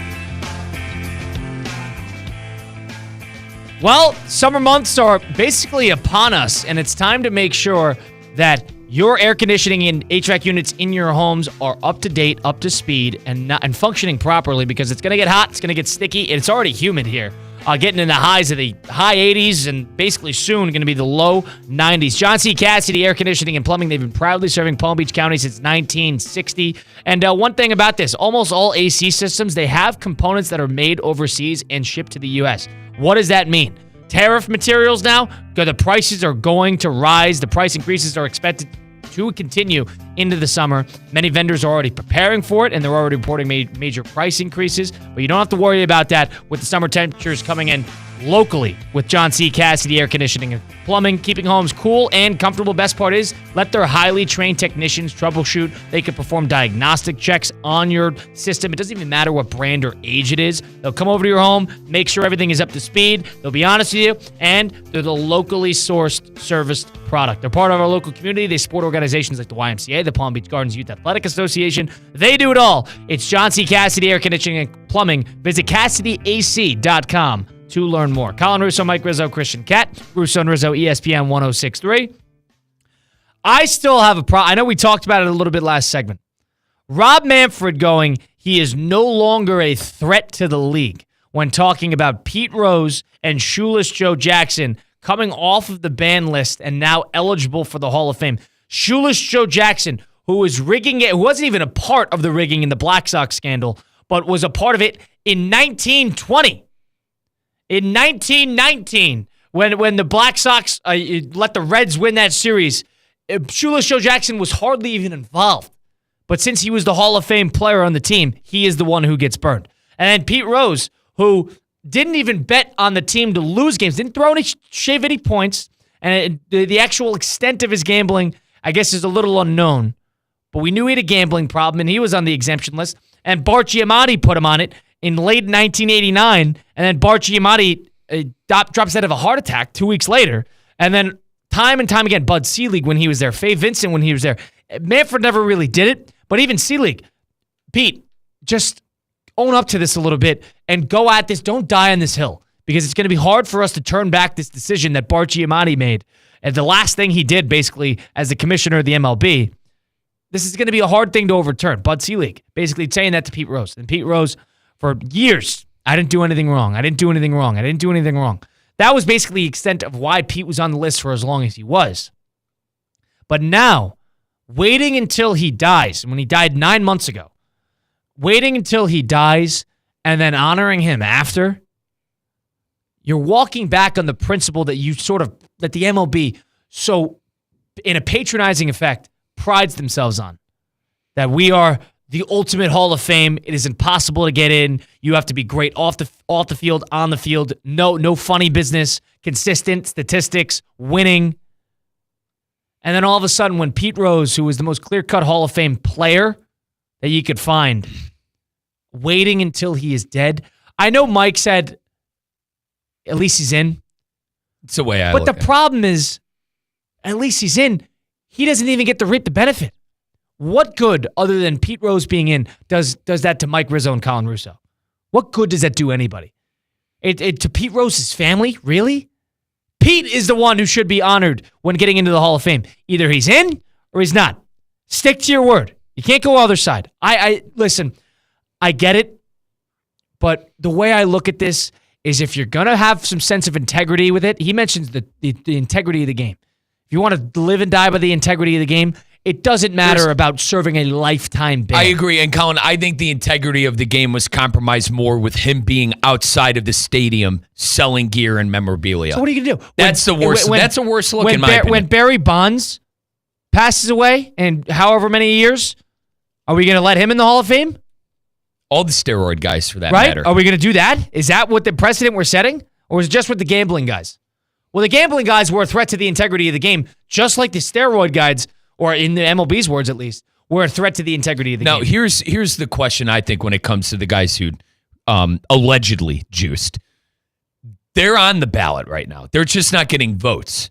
So they'd have to reopen. Good point. They'd have to reopen the voting process and the ballot process, correct? Good point. So those guys are not getting in based off the integrity of the game. Right. And that's on the writer's perspective. And Pete's never been on the ballot because he's been banned. And Pete's been banned, so he's never been on the ballot. So that's the MLB saying he's an integrity of the game process. Right. So now you get the writers on one side saying, well, the steroids threatens the integrity of the game. And then yet most of the writers, at least for the most part, say Pete should be in the Hall of Fame. And then you got the MLB on the other side of things that are allowing these steroid users to be on the ballot. And some of them have even gotten in to be on the ballot. And yet they're saying the integrity of the game is challenged with the gambling. It is such a crossroads that they are at with the league being on the side of anti-gambling, yet they got DraftKings logos on the live streams now. Correct. And then the writers saying, well, the juicing was an exploitation of their resources and of the power. They shouldn't be in there. Which is it? Which is it? There's no unison here. There's no conclusive opinion. Don't do it. Don't put him in. He didn't go in during his life, unfortunately, and I think Pete Rose is a Hall of Famer. We all know he is. We all know he is. Don't put him in posthumously. I think it's almost a disgrace to his legacy that you're going to put him in after he dies. I really want God to ask Pete what he thinks. You know what I mean? To ask Pete hey, would you want to and I'm sure someone behind closed doors asked him I'm before. sure he's been asked that before. I'm sure behind closed doors the subject got brought up. But I stand by what I said, Colin. And listen, I respect your opinion. I completely understand it. Stand on what you believe in. Stand on what you said. Don't be a phony about it. They're definitely being a bit phony-ish on it. But I will be relieved the moment I see the hit king, the hit leader, and one of the best eras of baseball, too.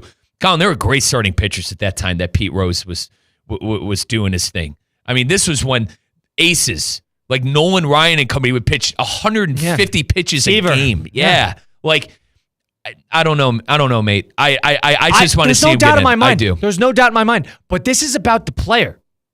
This is about the player. This has nothing to do with the fans. This is such an MLB trying to appease the fans moment. It comes off as inauthentic. It comes off as, well, we're just doing this so the fans can kind of get off our back about it. Not really to honor Pete. Is it really? It's not to honor Pete. Why are you putting him in? Because it's not to honor Pete. Because if it was honor Pete, you do it when he's live. Kyle, you had to know this was going to happen, though, right? You had there to was know that inklings this of was... it happening, but the fact that it actually did, and it was worded in the way that Manfred worded it. Listen, now he sounds like a phony there. And I've been giving the commissioner his flowers with the pitch clock and the stuff to the game that he's changed. Quote, obviously. He leads it with obviously. A person no longer with us cannot represent a threat to the integrity of the game. Well, posthumously, they can't represent a threat to the integrity of the game? How does that make any sense? What, he's not there to rub it in? Pete Rose getting in represents, in your eyes, if you think he's a threat to the integrity of the game, that's your words. If he is such a threat to the integrity of the game, he is a threat when he is dead too. Yep. Because what he stood for still got in. This is Rob Manfred just trying to wipe his hands clean of the situation. Do you agree? Trying to go, hey, listen, we're doing this. Feel free to vote him as you see, please. The MLB and baseball is done with it. This is ridiculous. He doesn't want to your point, he doesn't want to deal with maybe the calls that the office has been getting, the backlash that they've been getting from Pete not getting in from people like me. And I got to be completely honest. I got to own that. And I got to own that. This. Pete knew this was going to happen. Everybody knew this was going to happen. But I just don't like the way this is coming about. Yeah, and I never saw Pete Rose play. But from everything my great-grandfather and my grandparents have told me, Pete was the funnest, one of the best and funnest players to watch around. He played the game hard. He's probably more deserving of anyone in the Hall of Fame that there is, Kyle. I think that's the argument people make for Pete Rose. He played hard. Did he maybe bet on the red machine and when he was managing? Possibly. But you look past that, and you mentioned how prominent gambling companies are now. Maybe we're missing it, Kyle. Maybe this is the MLB going, you know what, gambling's in now. We might as well just let the guys who bet on our sport get in it anyway. And it's funny because they've been so back and forth on it when they announced the Pete Rose rule, when they were talking about these guys can't get elected if they're ever on the ineligible list, and then they changed their ruling. They're back and forth. If it's so much about keeping the integrity, you can't change the guardrails every 5 seconds. Oh, it changes on a whim. And that's anything, right? I feel like that's really anything when it comes to stuff like this in any sport. I don't really know what's comparable to this in the NBA and the NFL side. I don't think there really is a story comparable to it. But when it comes to guardrails like this, man, they'll change it on a whim. They'll change it on a whim. I personally think this is a disservice to the legacy of Pete Rose, because this is not what the family's going to accept it on his behalf. Sometimes you can't control it. Sometimes guys die suddenly and that whole thing. People knew Pete Rose was getting up there in age. And you waited until he was dead because he no longer, quote, represents a threat to the integrity of the game. When this happens, Colin, when he ultimately gets in, 2028. They got to be real careful about the way they go this year. I mean, congrats, Pete. We know the words, I can already tell you what the words they're going to say. We know Pete would have been so overjoyed with this decision. Well, gee, if only we had opportunities to get Pete here. Now, what about the hardball sense, though, Kyle, that Pete played? Isn't there something there? Totally. And I'm not on that side. He didn't admit it. I believe it was in 2004 when his book came out that he finally admitted the gambling stuff, and it started to become a process of getting him back in, but I think the MLB was trying to spite him. But over the last couple years of his life, he was petitioning time and time again to get back into the Hall of Fame. In his last years of his life, up until his death, Pete Rose was trying to get back in. He was trying to get in. And they were listening. There were conversations. It was moving forward. When that great Pete Rose documentary came out about, a year and a half ago, maybe 2 years ago? Might have been a little less than that. And they talked about during it, there's steps forward. I think this was going to happen. They're going to listen to this. Because everybody knows that Pete didn't shave games. There wasn't a game in his life that he didn't try to win. That's why I said when it comes to Hall of Famers on the field. Wasn't a game in his life he didn't try to win. Honest. And like I said, I sadly, and Colin as well, Christian as well, we never saw him play. But all the stories were there. There's tape out there as well. The guy played the game harder than anybody.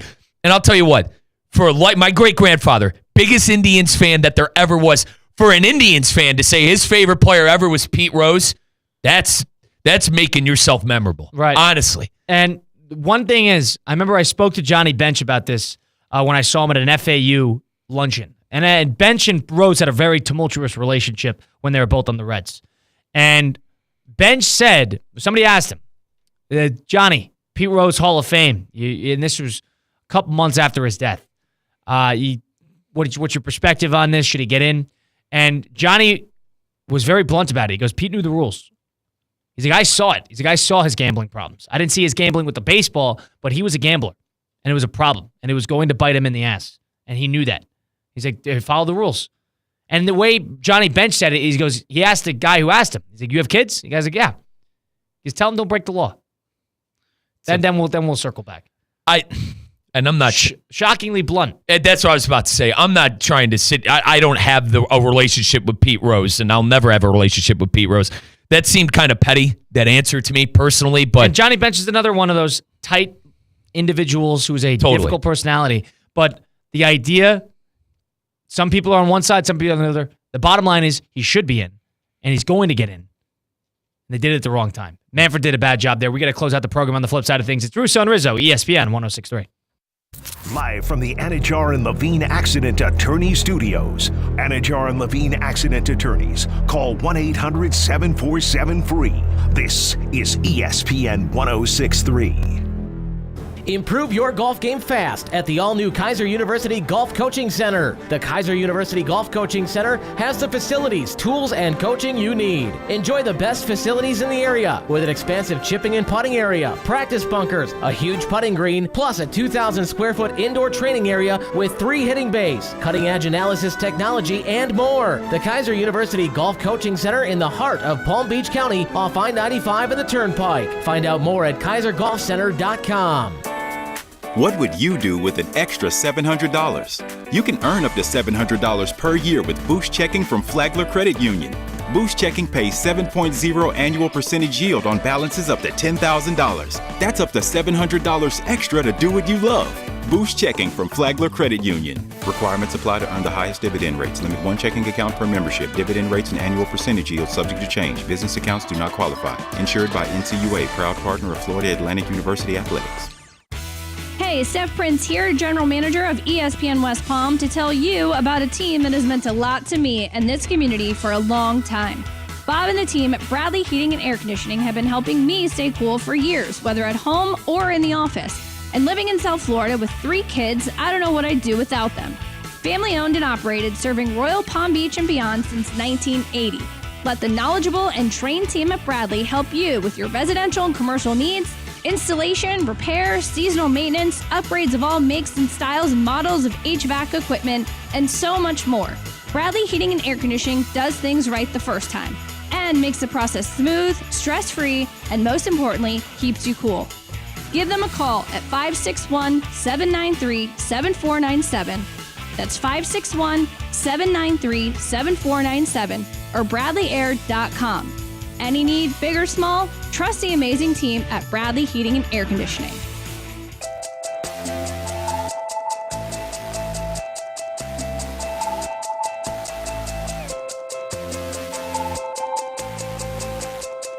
Let's get back to the Anajar and Levine Accident Attorney Studios. This is Russo and Rizzo on ESPN 106.3. Russo and Rizzo closing out the program here on a Tuesday edition of the program. May the 13th, 2025. Colin Russo, Christian Cat, Mike Rizzo. If you missed any of the program today, go listen back at Russo and Rizzo, Apple, Spotify, wherever you get your podcasts, all those great places. It's time for us to make a couple picks against the spread. Let's have some fun. Let's go streaking with Hard Rock Bet. Time to put your money where your mouth is. We can't lose. We can't lose. We can't lose. Survive and Advance is the name of the game. That's right! We can't have anyone freak out there, okay? We've got to keep our composure! Tail the hot hand. Continue this improbable run! 22 consecutive wins! And fade the cooler. Everything he touched turned to mush. People go to the racetrack and the teller will give him his tickets already ripped out. Let's go streaking. We're going streaking! Yeah! Presented by Hard Rock Bet. Let's go streaking with Hard Rock Bet. I took the Celtics last night, so I got an L to my name. Mike Rizzo and Christian Cat also with me. We're trying to put together a streak of wins and or losses Mike, what are you at? I took the Timberwolves last night. -6. They won by 7. I did not get burned there, so I am +1. Broke my losing streak. I broke my 1-game winning streak with a loss. You've lost like 8 of the last 9. Yeah. Yes. I've been struggling. You're exactly right. I have won 8 of the last 9. Lost 8 of the last 9. Yeah, I wish it was win. I broke my 7-game losing streak by winning an Australian football pick and then quickly returned to my losing ways with the Capitals plus a goal and a half. Yeah. All right. Can I ask you guys something real quick? Because I'm going to take this bet. What does Vegas know that we don't know? -10 for Oklahoma City because they won by 40 the last time? Give me the Nuggets +10 tonight, Kyle. I think they cover 10. I'll take Nuggets +10. You like that one? Okay. And I'm high. I think Oklahoma City, they don't lose another game in the series. But my God, 10 points? Yeah, I'll take the Nuggets at 10 points. They probably won't win the game, but I'll take the 10. The Jets down 2-1 in the series are plus odds on the road at the Stars. I know Joe in Jupiter, a big Dallas fan, but I'm going to take the Jets to tie this series. I think this is going to be a 7-game series. I'll take them plus 130 to win outright. Mike, I think you're fading me. I think you're taking the cheese. You're fading me, bud. I think you're seeing double digits for the team that's up. Oh, excuse me. That's they're down. Tied. They're rather tied in that series. They should be down, but yeah. Give me the Thunder -10. I mean, they won by what, Kyle? 45 last time they were home? I guess you're just trying to get a streak going here, but you, first of all, you just burned the Thunder there. So they're not going to win by 10 because you just took it. Number 2, even if they did do it, you're rooting for like a 20-point victory? I'm not rooting for it. I just think that's more likely to happen. My wallet will be rooting for it. My basketball fandom, no. I'm rooting for the Nuggets in this series. But you're going to bet the other side. Yeah. He's emotional hedge. Hashtag fading Riz. You should, you technically fading Christian, and Christian stinks at betting right now.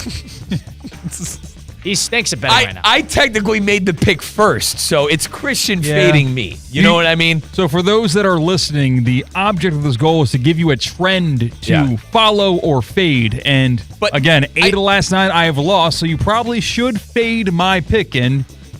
By extension, tail Rizzo. So Christian, I think I had a streak of 5 losses. You passed that, right? Yeah, I lost 7 in a row. You've had the most wins in a row. But you've 5. You've also had the most losses in a row. I'm very good at this. You are the guy. Mm-hmm. You are the my friend, the street guy. We created this segment for you, Christian.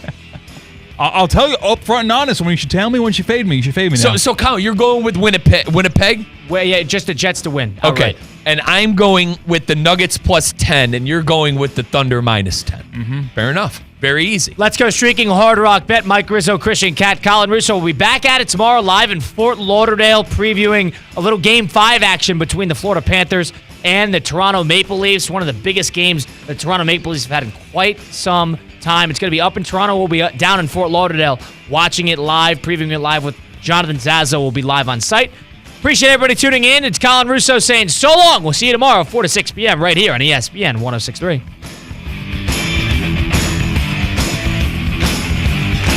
ESPN West Palm is highlighting the best performance of the week, presented by Baptist Health Orthopedic Care. Every week, a different team will be featured